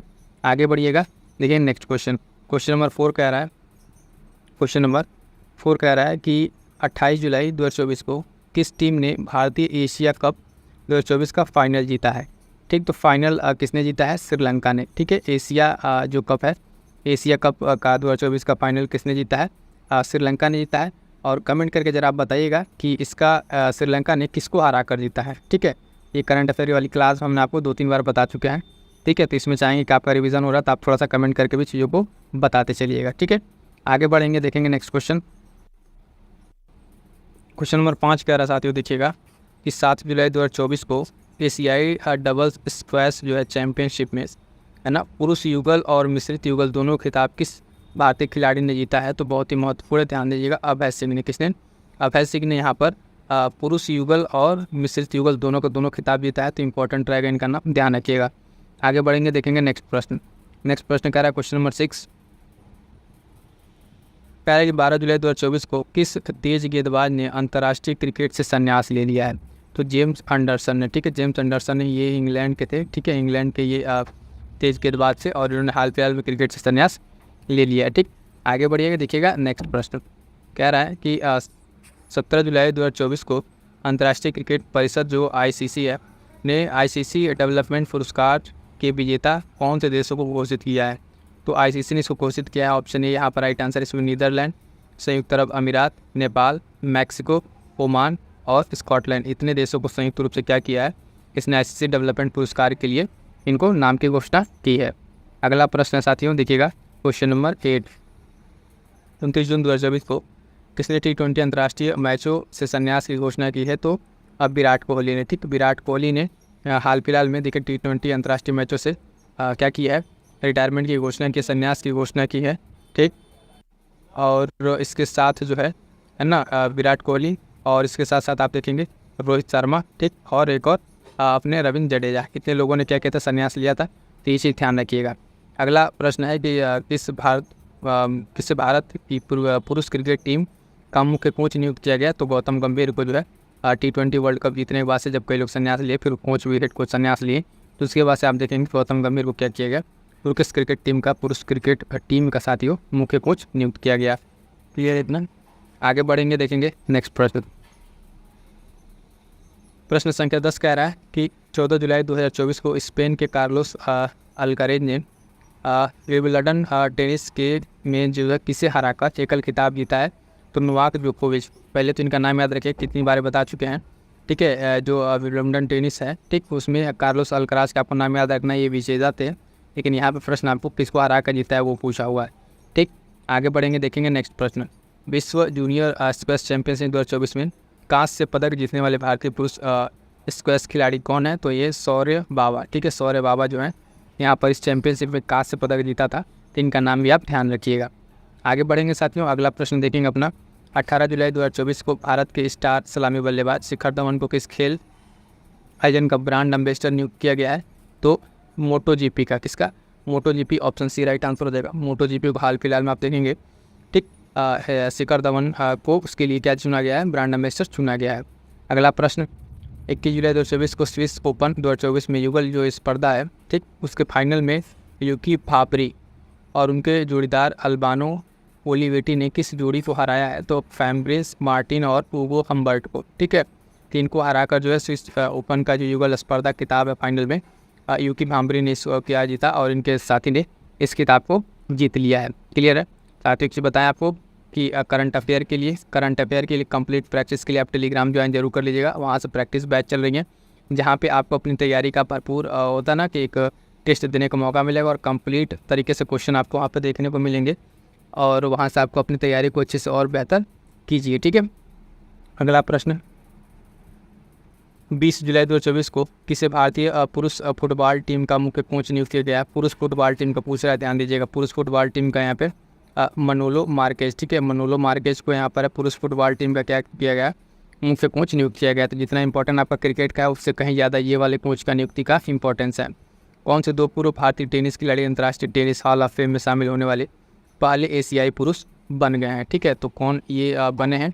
ठीक, तो इनका नाम है, आप ध्यान दीजिएगा, लिएंडर पेस और विजय अमृतराज। ठीक, विजय अमृतराज, ये जो दो खिलाड़ी हैं ये प्रो टेनिस भारतीय खिलाड़ी हैं और ये एशिया के पहले एशियाई पुरुष मतलब बन गए हैं इस तरह के टेनिस हॉल ऑफ फेम में शामिल होने वाले। क्लियर है? आगे बढ़ेंगे, देखेंगे नेक्स्ट प्रश्न। नेक्स्ट प्रश्न कह रहा है कि भारत की तन्वी शर्मा ने किस देश में आयोजित बॉन इंटरनेशनल बैडमिंटन टूर्नामेंट का महिला एकल खिताब जीता है? तो ये आयोजित हुआ था कहाँ पर? आपका जर्मनी में। कहाँ पे साथियों? जर्मनी में आयोजित हुआ था। और इसमें बैडमिंटन का जो महिला वाला एकल खिताब है उसको जीतने वाली कौन है? तो ये तन्वी शर्मा है। ठीक है, तन्वी शर्मा ने जीता है और ये इसका आयोजन कहाँ हुआ था? तो जर्मनी में। प्रश्न ऐसे भी आपसे घुमा पूछ सकता है कि इस टूर्नामेंट में एकल महिला खिताब किसने जीता? तो नाम याद रखिएगा, तन्वी शर्मा। और इस आयोजन का कहाँ हुआ था इस इंटरनेशनल बैडमिंटन टूर्नामेंट का? तो जर्मनी में आयोजन हुआ था। अगला प्रश्न नंबर 17, 9 जून 2024 वाला। ठीक है, कुछ और याद आ गया था। चलिए, किस टेनिस खिलाड़ी ने फ्रेंच ओपन पुरुष एकल खिताब को जीता है? ठीक है, यहाँ पर टेनिस खिलाड़ी ने फ्रेंच ओपन खिताब की बात हो रही है तो कार्लोस अल्कराज। ठीक है, कार्लोस अल्कराज ने भी फ्रेंच ओपन खिताब जीता था। अभी एक और खिताब जीता है ना, वो भी ध्यान रखिएगा, बहुत ही इंपॉर्टेंट है। यहाँ से एक प्रश्न आपको देखने को मिल ही जाता है। अगला प्रश्न, जर्मनी में Heilbronn Neckar cup 2024 ATP challenger tennis tournament में पुरुष एकल खिताब किसने जीता है? तो सुमित नागल ने। किसने? सुमित नागल ने ये कारनामा कर दिखाया है और ये जो है आपके ATP चैलेंजर टेनिस टूर्नामेंट में पुरुष एकल का क्या किया है? खिताब को इन्होंने जीत लिया है। अगला प्रश्न, भारत वर्ष 2025 में किस अंतर्राष्ट्रीय हॉकी प्रतियोगिता की मेज़बानी करेगा? तो जूनियर हॉकी विश्व कप। ठीक है, ये मोस्ट इंपॉर्टेंट रहेगा। ठीक है, क्योंकि अपकमिंग एग्जाम्स में जो आयोजन होने हैं भारत उसकी मेज़बानी करेगा। ठीक है, तो वो बहुत ही महत्वपूर्ण रहेगा। इसमें एक पॉइंट है कि भारत 2025 में अंतर्राष्ट्रीय हॉकी प्रतियोगिता के किस उसका मेज़बानी करेगा? तो जूनियर हॉकी विश्व कप का। जूनियर हॉकी विश्व कप की मेज़बानी कौन करेगा? आपका भारत करेगा अपना, और 2025 में ये करेगा। अगला प्रश्न देखेंगे साथियों, आगे बढ़ेंगे। 20 नंबर प्रश्न कह रहा है कि ऑस्ट्रेलिया ओपन बैडमिंटन चैंपियनशिप में पुरुष एकल का खिताब किसने जीता? तो ली जीजिया। किसने? ली जीजिया ने ये जीता है। ऑस्ट्रेलिया ओपन है और ये बैडमिंटन का खिताब है। ठीक, और पुरुष एकल का खिताब है, तो ये ध्यान रखिएगा, इन्होंने इसको जीत लिया है। अगला प्रश्न देखेंगे important, 3 star grand pics event जीतने वाली पहली भारतीय घुड़सवार बन गए तो श्रुति वोरा। ठीक है, मोस्ट इंपॉर्टेंट लगा लीजिएगा, ये क्यों कह रहे हैं? तो देखिएगा, ये 3 स्टार पिक्स इवेंट जीतने वाली पहली भारतीय महिला बनी है। ठीक है, कोई भी इस तरीके का गेम हो जिसमें भारत की महिलाएं ठीक है, भारत की तरफ से अगर पहला पदक या फिर किसी तरीके का कोई किताब जीत रही हैं तो अपकमिंग एग्जाम्स के लिए बहुत ही महत्वपूर्ण हो जाता है। ठीक है, तो इसको याद रखिएगा और इनका नाम भी याद रखिएगा, श्रुति वोरा। ठीक है, श्रुति वोरा इनका नाम है और ये जो है ग्रैंड पिक्स इवेंट जीतने वाली पहली भारतीय महिला बनी है। आगे बढ़िएगा, देखिए इसे फटाफट थोड़ा तेज़ी से इसको रिवीजन करा रहे हैं क्योंकि इसके पहले हम आपको करंट अफेयर भी करा चुके हैं। ठीक है, मंथली, उसके साथ साथ आपको कोई सिर्फ क्लासेस मिल जाएगी जो अभी हमने ऊपर बताया आपको बहुत सारी चीज़ें, तो उतनी सारी चीज़ें आपको क्या करनी है, सब कंप्लीट कर लीजिएगा। बाकी आपका फटाफट रिवीजन है यहाँ पे सेगमेंट वाइज कुछ क्वेश्चंस का। किस देश ने कजान में ब्रिक्स खेलों में भारतीय महिलाओं पुरुषों ने टेनिस में कांस्य पदक जीता है? तो ये आपका रूस में आयोजन हुआ था इसका। ठीक है, रूस में आयोजन हुआ था किसका, यहाँ पे ये ब्रिक्स खेलों का आयोजन रूस में किया गया था। रूस के कजान में यहाँ पे भारतीय महिला और पुरुषों ने टेनिस में कांस्य पदक जीता था। इंपॉर्टेंट रहेगा, ध्यान दीजिएगा। अगला प्रश्न 23 नंबर, किस भारतीय टेबल टेनिस खिलाड़ी ने नाइजीरिया में आयोजित ITTF कंटेंडर लागोस 2024 में महिला एकल और युगल दोनों खिताब जीता है? तो श्रीजा अकुला। किसने? श्रीजा अकुला ने हाल फिलहाल में कर दिखाया है और ये टेबल टेनिस खिलाड़ी रही हैं। ये नाइजीरिया में जो आयोजित हुआ था, इसका आयोजन देखेंगे नाइजीरिया में हुआ था, ते भी आपको ध्यान रखना है। ठीक है, प्रश्न चाहे तो कि दो तरीके से प्रश्न पूछेंगे यहाँ से, एक तो विजेता कौन रहा, ठीक, विजेता, उसके बाद से किसको हरा के जीता और इस जो गेम हो रहा है उसका आयोजन कहाँ पर हो रहा है। ठीक, तो आयोजन वाला पोर्शन भी आपको ध्यान में रखते हुए आगे बढ़ना है। क्लियर है? चलिएगा, देखिएगा नेक्स्ट प्रश्न 24 नंबर, बैडमिंटन विश्व महासंघ। ठीक है, अब बैडमिंटन विश्व महासंघ जो है द्वारा की गई घोषणा के अनुसार कौन सा शहर जो है BWF जो है विश्व जूनियर चैंपियनशिप 2024 की मेज़बानी करेगा? ठीक, तो ये करेगा जो शहर आपका गुवाहाटी करेगा। कौन करेगा? गुवाहाटी करेगा। इस चैंपियनशिप की मेज़बानी गुवाहाटी करेगा। अगला प्रश्न देखेंगे, अगला प्रश्न है कि यूनाइटेड वर्ल्ड रेसलिंग ने किस एथलीट को 31 दिसंबर 2024 तक के लिए निलंबित कर दिया है? तो बजरंग पुनिया को। इसको बजरंग पुनिया को है जो यूनाइटेड वर्ल्ड रेसलिंग ने इसने 31 दिसंबर 2024 तक के लिए क्या कर दिया है? निलंबित कर दिया। कारण जो भी रहा हो लेकिन इनको निलंबित कर दिया गया है, कि ये इनका नाम याद रखिएगा। अगला प्रश्न है जो साथियों की 11 मई 2024 को किस देश ने पाकिस्तान को हराकर सुल्तान अजलान शाह कप 2024 का खिताब जीता है? तो ये जापान ने। किसने? जापान ने। इंपॉर्टेंट रहेगा ये, इस पर आयोग एक बार कई बार प्रश्न पूछ चुका है आपका UPSC आयोग। ठीक है, तारो यारो, और इसके लिए बहुत इंपॉर्टेंट रहेगा, ध्यान दीजिएगा कि सुल्तान अजलान शाह कप 2024 का विजेता कौन रहा है? तो जापान रहा है। किसको हराकर? पाकिस्तान को हराकर। क्लियर है? आगे बढ़ेंगे। कह रहा है कि अगला कि अंतर्राष्ट्रीय जो सूर्य दिवस, ठीक है, 3 मई 2024 को अंतर्राष्ट्रीय सूर्य दिवस के अवसर पर नवीन एवं नवीकरणीय ऊर्जा मंत्रालय ने रन फॉर सन मैराथन का आयोजन किया। ठीक, ये आयोजन किस स्थान पर किया गया है? तो इंपॉर्टेंट रहेगा, देखिएगा जवाहरलाल नेहरू स्टेडियम नई दिल्ली में किया गया है। ठीक है, और ये run for sun marathon simple सा आपसे यहाँ पर पूछ सकता है नाम से कि रन फॉर जो सन मैराथन है साथियों, इसका आयोजन कहाँ किया गया? तो नई दिल्ली में। एक पॉइंट और जो बनेगा कि किस मंत्रालय के द्वारा किया गया है? तो नवीन एवं नवीकरणीय ऊर्जा मंत्रालय के द्वारा इसको किया गया है। ठीक, तो 2-3 पॉइंट और इसके हैं जो आपको ध्यान रखने हैं। काफ़ी इंपॉर्टेंट प्रश्न रहेगा ये अपकमिंग एग्जाम्स के लिए, क्योंकि इसमें देखेंगे सीधा से पूछेगा रन फॉर मैराथन जो है, रन फॉर सन मैराथन किससे संबंधित है? तो अंतर्राष्ट्रीय सूर्य दिवस के अवसर पर हुआ और ये कहाँ पर हुआ? तो दिल्ली में हुआ। क्लियर है? आगे बढ़िएगा, देखेंगे नेक्स्ट प्रश्न। इंटरनेशनल टेनिस फेडरेशन जो है ITF, उसने जूनियर 30 टूर्नामेंट जो है का उद्घाटन किया, तो कहाँ पर? लखनऊ में। ठीक, ये UP स्पेशल का प्रश्न है तो ये भी इंपॉर्टेंट हो जाता है। ठीक, UP स्पेशल में जो कोई भी इस तरह का आयोजन हो रहा है या फिर कोई खेल का उद्घाटन हो, खासकर UP स्पेशल है, तो अगर RO एग्जाम है UPSS है तो वहाँ के लिए महत्वपूर्ण हो जाता है। प्रश्न आपसे पूछेगा तो ध्यान दीजिएगा, राजधानी लखनऊ में हुआ है। अगला प्रश्न संख्या 29, किस जो जेवलिन थ्रोअर ने भुवनेश्वर में आयोजित 27वीं राष्ट्रीय फेडरेशन सीनियर एथलीट्स प्रतियोगिता 2024 में गोल्ड जीता है? तो नीरज चोपड़ा ने। किसने? नीरज चोपड़ा ने। एथलीट का जहाँ भी मामला अगर आता है जेवलिन थ्रो का तो सीरियस आपका नाम सबके दिमाग में क्या आता है? नीरज चोपड़ा का। ठीक है, तो ये भी ध्यान रखिएगा और इनके बारे में भी याद रखिएगा कि पेरिस ओलंपिक में जो है अभी सिल्वर मेडल जो है ना इन्होंने प्राप्त किया। ठीक है, गोल्ड से चूक गए थे, बाकी इनका वो भी वाला पॉइंट आप याद रखेंगे। 29 नंबर प्रश्न हो गया। आगे बढ़िएगा, देखिएगा नेक्स्ट 30 नंबर का प्रश्न। इसमें कह रहा है कि किस खिलाड़ी ने अपना तीसरा इटालियन ओपन खिताब जीता है? तो इटालियन ओपन खिताब जीतने वाले तीसरा खिलाड़ी जो है ईगा स्विटेक है। ठीक है, ईगा स्विटेक जो है तीसरी खिलाड़ी सी बन गई हैं जो अपना तीसरा इटालियन क्या जीत रही हैं? खिताब जीत रही हैं। अगला प्रश्न 19 मई 2024 को भारत के सात्विक साईराज रंकीरेड्डी और चिराग शेट्टी ने किस खेल की पुरुष युगल प्रतिस्पर्धा में चीन के चेन योंग बांग को और ली यू की जोड़ी को हराकर थाईलैंड ओपन 2024 खिताब जीत लिया? तो बैडमिंटन में, किसमें? बैडमिंटन में इन्होंने किया है। ठीक है, तो ये बैडमिंटन से संबंधित है, ध्यान दीजिएगा। आगे बढ़िएगा, देखिएगा नेक्स्ट प्रश्न। तीरंदाजी विश्व कप 2024 में किस देश ने पुरुषों की रिकवर्स स्पर्धा में स्वर्ण पदक जीता है? तो भारत ने। किसने? भारत ने जीता है इसमें। ठीक है, भारत ने तीरंदाजी वाले में क्या जीता है? गोल्ड जीता है। ये पॉइंट आपको ध्यान में रखना है। अगला प्रश्न कह रहा है कि छठे शास्त्र रैपिड फेडरेटेड शतरंज जो है टूर्नामेंट कहाँ आयोजित किया गया? तो आपका ये चेन्नई में आयोजित किया गया। कहाँ पे साथियों? चेन्नई में आयोजित किया गया है। इसको ध्यान दीजिएगा, इंपॉर्टेंट रहेगा। ठीक, आगे बढ़ेंगे, देखेंगे नेक्स्ट प्रश्न। भारत की किस 6 वर्षीय स्केटर ने लिम्बो स्केटिंग में एक नया गिनीज विश्व रिकॉर्ड बनाया है? तो वो है तक्षवी वाघानी। क्या है नाम इनका? तक्षवी वाघानी नाम याद रखिएगा और ये इंपॉर्टेंट रहेगा। ठीक है, ये 6 वर्षीय स्केटर में वर्ल्ड गिनीज रिकॉर्ड बनाया है, तो इनका नाम आपको याद रखना पड़ेगा। और ये नाम परीक्षा में पूछा जा सकता है कि किसने इसको जो है ये रिकॉर्ड बनाया है, तो नाम आपको ध्यान में रखना पड़ेगा। अगला प्रश्न देखेंगे कि भारत के यूकी भांबरी, अभी ये तो शायद इस तरीके का आया था, कौन सा भी खिताब वाला, ये नाम अभी पहले हम लोग अभी जस्ट किए हैं कि यूकी भांबरी और फ्रांसीसी के साथी अल्बानो ओलिवेटी ने कहाँ पर आयोजित ये जो BMW ओपन 24 जीता है? तो ये जर्मनी में वाला खिताब जीता था। ठीक, तो ये पॉइंट हमने अभी कर चुके हैं। आगे बढ़िएगा। तीरंदाजी विश्व कप 2024 में किस देश ने पुरुषों की, तो क्वेश्चन हो गया तो रिपीट कर दी, 2 बार लग रहा है। पुरुषों का 32, 33, 34, 35 क्वेश्चन रिपीटेड है। आगे बढ़ते हैं, देखिएगा यहाँ से 37 नंबर देखिएगा।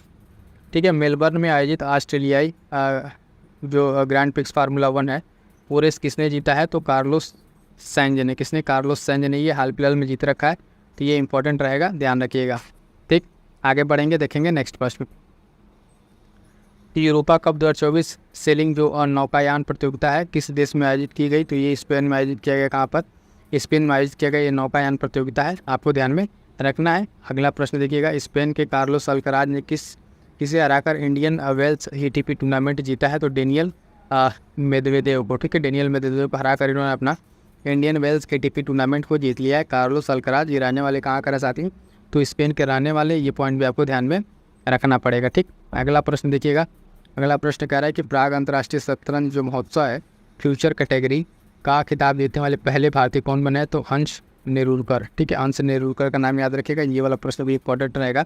ये इस तरह के जीतने वाले जो है पहले भारतीय बन रहा है फ्यूचर कैटेगरी में। ठीक है, फ्यूचर कैटेगरी का खिताब जीतने वाले पहले भारतीय हैं हंस नेरुरकर। तो ये प्रश्न इंपॉर्टेंट रहेगा, आप कमिंग एग्जाम्स के लिए ध्यान दीजिएगा इसको।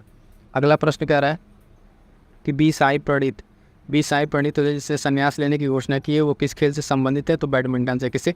हाल फिलहाल में बैडमिंटन खिलाड़ी जो है इन्होंने संन्यास लेने की घोषणा की है, तो बी साई प्रणीत, बैडमिंटन से इनका संबंध है, ध्यान रखिएगा। आगे बढ़ेंगे, देखेंगे नेक्स्ट प्रश्न। नेक्स्ट प्रश्न है आपका खेल घटनाक्रम का कंप्लीट। ठीक है, किस खिलाड़ी ने चेन्नई ग्रैंड मास्टर्स 2023 का खिताब जीता है? डोम्मा राजू गुकेश। ठीक है, टी गुकेश जो है इन्होंने चेन्नई जो ग्रैंड मास्टर वाला खिताब है 2023 का, उस किताब को जीत लिया है डी गुकेश ने। तो ये भी मोस्ट इंपॉर्टेंट प्रश्न रहेगा। इस तरह के प्रश्न आजकल एग्जाम्स में पूछे जा रहे हैं, तो इस तरह के प्रश्नों पर थोड़ा सा नज़र बनाए रखिएगा। ठीक है, अगला प्रश्न है इसमें भारत के राम कुमार जो रामनाथन है वो 3 दिसंबर 2023 पुरुष एकल में किसे हराकर कुलबर्गी ओपन टेनिस टूर्नामेंट जो है उसमें अपना तीसरा ITF का खिताब जीता है? तो ऑस्ट्रेलिया के डेविड पिचलर को। ठीक है, ऑस्ट्रेलिया के डेविड पिचलर को इन्होंने हराकर अपना तीसरा खिताब जीता है, तो ध्यान दीजिएगा। अगला प्रश्न है कि IBA जूनियर विश्व मुक्केबाजी चैंपियनशिप में भारतीय दल ने कुल कितने पदक जीते हैं? तो कुल 17 जीते हैं। ये वाला थोड़ा सा इंपॉर्टेंट रहेगा ज़्यादा अन्य प्रश्नों की अपेक्षा, तो ध्यान दीजिएगा। विश्व मुक्केबाजी चैंपियनशिप भारतीय दल ने कुल कितने पदक जीते हैं? तो कुल 17 पदक जीते हैं। आप कितने? 17 पदक जीते हैं। ठीक है, अगला प्रश्न है कि IBA जूनियर विश्व मुक्केबाजी चैंपियनशिप देश का आयोजन जो है कहाँ किया गया? तो आर्मेनिया में किया गया। ठीक है, आर्मेनिया के एरेवन में। ठीक है, आर्मेनिया में किया गया। ये इतना बस अगर आप ध्यान रखेंगे तो आपका काम चल जाएगा। ठीक है, आगे बढ़ेंगे, देखेंगे नेक्स्ट प्रश्न। केंद्रीय युवा एवं खेल मंत्री अनुराग सिंह ठाकुर ने 10 दिसंबर 23 को खेलो इंडिया पैरा गेम्स का उद्घाटन किया, कहाँ पर? नई दिल्ली में। कहाँ पर? नई दिल्ली में इसका उद्घाटन किया है। ये वाला प्रश्न भी आपके लिए इंपॉर्टेंट रहेगा, ध्यान दीजिएगा। अगला प्रश्न, चेन्नई में आयोजित राष्ट्रीय बिलियर्ड्स एवं स्नूकर चैंपियनशिप में मलकीत सिंह ने किसे हराकर राष्ट्रीय 6 रेड स्नूकर पुरुष चैंपियनशिप जीता है? तो ई पांडु रंगैया को हरा कर इन्होंने जीता है। तो ये वाला पॉइंट भी आपको ध्यान में रखना है। अगला प्रश्न है, राष्ट्रीय 6 रेड स्नूकर चैंपियनशिप में महिला वर्ग का खिताब किसने जीता है? तो आप देखेंगे अली कमानी ने। किसने? अली कमानी ने खिताब जीता है, महत्वपूर्ण रहेगा, ध्यान दीजिएगा। अगला प्रश्न, भारतीय नौसेना अकादमी में आयोजित एडमिरल कप 2023 किसने जीता है? तो इटली ने। किसने? इटली ने जीता है, इंपॉर्टेंट रहेगा, ठीक है। भारतीय नौसेना अकादमी में आयोजित हुआ था। कप का नाम याद रखिएगा, एडमिरल कप, ठीक है। कप का नाम क्या है? तो ये भी ध्यान रखिएगा, एडमिरल कप जो है 23 का किसने जीता? तो इटली ने इसको जीत रखा है, पॉइंट ध्यान रखिएगा। अगला प्रश्न है साथियों कि 10 दिसंबर को गुवाहाटी मास्टर्स 2023 जो बैडमिंटन वाला स्पर्धा है, ठीक है, इसमें महिला डबल्स का खिताब किस महिला जोड़ी ने जीता है? तो अश्विनी बोपन्ना और तनिषा क्रास्टो ने, ठीक है। इन्होंने क्या जीता है? यहाँ पे महिला जोड़ी का बैडमिंटन स्पर्धा में डबल्स का खिताब जीता है गुवाहाटी मास्टर्स में, ठीक। यहाँ पर अभी आपके हो गए हैं टॉप 50 प्रश्न जो पूरे एक साल के खेल से संबंधित थे, वो आपके टॉप 50 हो गए। आगे बढ़ते हैं, कुछ और प्रश्नों को देखेंगे। 51 नंबर, आयरिश तैराक डेनियल विफेन ने 10 दिसंबर 2023 को 800 मीटर फ्री स्टाइल में किसके रिकॉर्ड को तोड़ते हुए एक नया विश्व रिकॉर्ड बनाया है? तो ग्रांट हैकेट के रिकॉर्ड को। किसको? ग्रांट हैकेट के रिकॉर्ड को तोड़ते हुए डेनियल विफेन जो है ये एक आयरिश तैराक हैं और इन्होंने ये रिकॉर्ड तोड़ के नया रिकॉर्ड बना लिया है। अगला प्रश्न 52 नंबर देखिएगा कि भारतीय बैडमिंटन खिलाड़ी जो है सतीश कुमार करुणाकरण 17 दिसंबर को उड़ीसा मास्टर्स के ऑल इंडिया पुरुष द्विकल फाइनल में किसे हराकर अपना पहला जो है BWF सुपर 100 का खिताब जीता है? तो ये जीता है आयुष शेट्टी को हराकर। किसको? आयुष शेट्टी को हराकर। अगला प्रश्न इसमें ये बन सकता है कि पहला जो इंडियन पुरुष एकल फाइनल है ना, उड़ीसा मास्टर्स में, उसका जो पहला खिताब किसने जीता है? तो उसका नाम याद रखिएगा, सतीश कुमार करुणाकरण का नाम भी आपको ध्यान रखना है। अगला प्रश्न देखिएगा, IPL के अभी तक के सबसे महंगे खिलाड़ी कौन बने हैं? तो आप देखेंगे ऑस्ट्रेलिया के गेंदबाज मिचेल स्टार्क बने हैं, ठीक है। थोड़ा कमेंट करके बताइएगा इनको कितने करोड़ में है ना इनको सोल्ड किया गया था, ये पॉइंट ध्यान दीजिएगा, ठीक। अगला प्रश्न, एशियाई तीरंदाजी चैंपियनशिप जो है कहाँ आयोजित की गई? ठीक है, नवंबर 2023 में। तो बैंकॉक में आयोजित की। कहाँ पे साथियों? ये बैंकॉक में आयोजित की गई। ICC ने किस देश के क्रिकेट बोर्ड को निलंबित कर दिया? तो श्रीलंका क्रिकेट बोर्ड को क्या किया? ICC ने निलंबित कर दिया। ये थोड़ा सा पॉइंट इंपॉर्टेंट रहेगा, ध्यान दीजिएगा, ICC वाला कि श्रीलंका को निलंबित कर दिया है, ठीक है। अगला प्रश्न है जो आर्मी मेडिकल कोर के अधिकारी जो लेफ्टिनेंट कर्नल संजीव मलिक ने कोलंबिया में आयोजित 42वें विश्व चिकित्सा और स्वास्थ्य खेलों में कितने स्वर्ण पदक जीतकर इतिहास रचा है? तो 5 स्वर्ण पदक इन्होंने जीता है। बहुत ही इंपॉर्टेंट प्रश्न है, ठीक है, इसको ध्यान रखिएगा। 42वें चिकित्सा स्वास्थ्य खेलों में ये आयोजन इसका कहाँ पर हुआ था? आप देखिए कोलंबिया में इसका आयोजन हुआ था और जीतने वाले कौन है? लेफ्टिनेंट कर्नल संजीव मलिक, ठीक, संजीव मलिक हैं। और ये कितने रिकॉर्ड बनाए हैं? 5 गोल्ड जीत के रिकॉर्ड बनाए हैं। अगला प्रश्न है कि किस राज्य में दुनिया की सबसे ऊंची माउंटेन बाइक प्रतियोगिता मोंडूरो 3.0 का शुभारंभ किया गया? तो अरुणाचल प्रदेश में। कहाँ पे है ना? अरुणाचल प्रदेश में ये स्टार्ट किया गया, भारत के अरुणाचल प्रदेश में, ये ध्यान दीजिएगा। अगला प्रश्न है किस फुटबॉल खिलाड़ी ने सर्वश्रेष्ठ खिलाड़ी का बैलन डीओर पुरस्कार जीता है? तो कोई और नहीं, ये लियोनेल मेसी हैं, जिन्होंने फुटबॉल के सर्वश्रेष्ठ खिलाड़ी का बैलन डीओर पुरस्कार जीत रखा है, ठीक। अगला प्रश्न है कि बेसबॉल शब्द का प्रतिष्ठित पोलिश डिक्शनरी में शामिल किया गया किस खेल से संबंधित यह शब्द है? तो क्रिकेट से, ठीक है। बेसबॉल किससे संबंधित है? क्रिकेट से संबंधित है। अगला प्रश्न इंपॉर्टेंट ये भी है, खेलो इंडिया पैरा गेम्स 2023 का शुभंकर क्या है? तो उज्ज्वला। क्या है? उज्ज्वला इसका शुभंकर है, ये पॉइंट भी आपको ध्यान में रखना है। आइए अगला प्रश्न देखते हैं।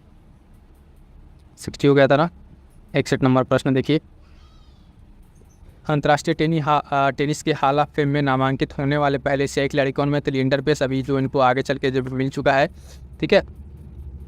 अगला प्रश्न है, प्रधानमंत्री नरेंद्र मोदी जो है पूर्व प्रधानमंत्री अटल बिहारी वाजपेयी के नाम पर दिव्यांगजनों के लिए देश के पहले हाईटेक स्पोर्ट ट्रेनिंग सेंटर का उद्घाटन कहाँ किया है? तो ग्वालियर में किया है। मोस्ट इंपॉर्टेंट लगा लीजिएगा, ठीक है। आने वाले किसी न किसी एग्जाम में आपको देखने के प्रश्न मिलेगा, चाहे ROR हो, BPSC हो, ठीक है, UPSC हो, ये प्रश्न देखने को मिल सकता है, ठीक है। तो ध्यान दीजिएगा कि पहला जो दिव्यांगजनों के लिए पहला हाईटेक स्पोर्ट ट्रेनिंग सेंटर जो है ग्वालियर में इसको उद्घाटन किया गया है, ठीक। अगला प्रश्न, एशियाई खेल 2023 में पदक तालिका में भारत किस स्थान पर था? तो चौथे स्थान पर था। किस स्थान पर? एशियाई खेल 2023 में आपका भारत जो है किस स्थान पर, चौथे स्थान पर था। अगला प्रश्न है करमन कौर थांडी किस खेल से संबंधित है, तो ये टेनिस से संबंधित है। करमन कौर थांडी का किससे संबंध है, तो ये खेल से संबंधित है। फटाफट देखें अगला प्रश्न, किस राज्य ने राष्ट्रीय व्हील चेयर रग्बी चैंपियनशिप 2023 का खिताब जीता है, किस राज्य ने, तो महाराष्ट्र ने इसको जीत लिया है। ठीक है, महाराष्ट्र ने इसको जीत लिया है, इंपॉर्टेंट रहेगा। अगला प्रश्न, विश्व एथलेट जो चैंपियनशिप है उसमें पुरुषों की 4x400 मीटर रिले इवेंट में एशियाई रिकॉर्ड किसने बनाया, तो भारत ने अपना बनाया, ये भी इंपॉर्टेंट रहेगा। अगला प्रश्न देखिएगा फटाफट से, भारतीय हॉकी टीम FIH की नवीनतम रैंकिंग में किस स्थान पर पहुंच गया है, तो तीसरे स्थान पर पहुंच गया है। क्लियर है, आगे बढ़िएगा। अगला प्रश्न कि ऑस्ट्रेलियन ओपन बैडमिंटन टूर्नामेंट 2023 किसने जीता, तो आपको वेंग होंग यांग ने इसको जीत रखा है, ऑस्ट्रेलियन ओपन बैडमिंटन टूर्नामेंट 2023 वाला। अगला प्रश्न, किस बैडमिंटन खिलाड़ी ने जापान ओपन 2023 के कल खिताब जीता था, पुरुष वाला, विक्टर एक्सेल्सन ने। ठीक है, विक्टर एक्सेल्सन ने जीत रखा है बैडमिंटन का, जो आप देखेंगे जापान ओपन का पुरुष एकल का खिताब। और ये इसमें का ये खेल का लास्ट प्रश्न है, चैंपियन ट्रॉफी हॉकी का 7वां संस्करण 30 से 12 अगस्त का आयोजित किया गया, तो चेन्नई में आयोजित किया गया है। अभी जो आपके पास आपने देखा पूरा जनवरी से लेके, ठीक है, जनवरी से लेके सितंबर तक के जो मोस्ट इम्पॉर्टेंट खेल से संबंधित महत्वपूर्ण प्रश्न थे वो आपको यहाँ पे करा दिया गया है। ठीक है, और इसके साथ ही जो अन्य इंपॉर्टेंट करंट अफेयर्स की वीडियोस हैं, ठीक है, उन क्लासेस को आप जरूर देख लीजिएगा और कमेंट करके बताइएगा नेक्स्ट टॉपिक क्या रहेगा, इस पर क्लास बनाई जाए। और एग्ज़ाम की डेट आ गई है, ठीक है, दोनों को दोनों, तो आप लोग लगे रहिए, तैयारी को अच्छे से कीजिए। ठीक, और ये कुछ इंपॉर्टेंट वीडियोज़ हैं जो इसी चैनल पर अवेलेबल, उसको एक बार देख लीजिएगा। ठीक, वीडियोज़ के साथ साथ इन्वायरमेंट की कंप्लीट एक वीडियोज़ आ गई है। ठीक है, इसको जाकर आप कंप्लीट एक वीडियो में आप इसको कंप्लीट कीजिए फटाफट से, ये भी वीडियो आने वाला है। और जो आ गया है उसमें देखेंगे कि एंशिएंट का आपका कंप्लीट आया हुआ है, इसमें क्या है कि कंप्लीट रिवीजन आपको एक वीडियो मिल जाएगा। तो इस तरीके से यहाँ से आप इस चैनल के माध्यम से जुड़ के रिवीजन अपने कीजिए। तो उसके साथ साथ जनवरी के कुछ important current affair test series के माध्यम से इसको कंप्लीट कराया जा रहा है। ठीक है, एक सेशन ये चल रहा है। ठीक है, बाकी देखेंगे फुल लेंथ टेस्ट सीरीज चल रही है, और ये बहुत महत्वपूर्ण कुछ अलग से सेशन है जो आपके लिए बहुत ही महत्वपूर्ण है, जैसे संविधान संशोधन से परीक्षा में प्रश्न आता है, तो इस तरह की वीडियोज़ भी चैनल पर अवेलेबल है। ठीक है, Uttar Pradesh budget special complete करा दिया गया है, जहाँ से आपको 2 से 3 प्रश्न देखने को मिलेंगे। मोस्ट इंपॉर्टेंट डिसीजन होने वाला है, और एक बहुत ही इंपॉर्टेंट वीडियो आने वाली सरकारी योजनाओं को लेकर। ठीक है, तो ये सब सारी चीज़ें रहेंगी, फटाफट से आप जुड़ जाइए और यहाँ से जुड़िए। उसके साथ साथ आप देखेंगे PDF के लिए क्या कीजिए, टेलीग्राम से जुड़िए, यहाँ से चीज़ें आपको अपडेट मिलती रहेंगी, और इतनी सब चीज़ों को अपने साथ कीजिए। और अंततः मैं एक चीज़ कहना चाहूँगा, अपनी तैयारी पर विश्वास रखिए, आपने जो पढ़ा है वहीं से चीज़ें आएंगी। ठीक है, रिवाइज़ करते रहिएगा। ठीक है, रिवाइज़ करते रहिएगा, बार बार चीज़ों को पढ़िए, रिवाइज़ कीजिए, जो चीज़ छूट गया उसको छोड़िए, बाकी जितना पढ़ा उसको रिवाइज़ कीजिए, अच्छे से तैयार कीजिए, और सीसेट पे खासकर ध्यान रखिएगा। मिलते हैं किसी नेक्स्ट वीडियो में, तब तक के लिए thank you so much. Further आपके कोई कमेंट्स वगैरह रहते हैं तो आप कमेंट करके ज़रूर बता दीजिएगा।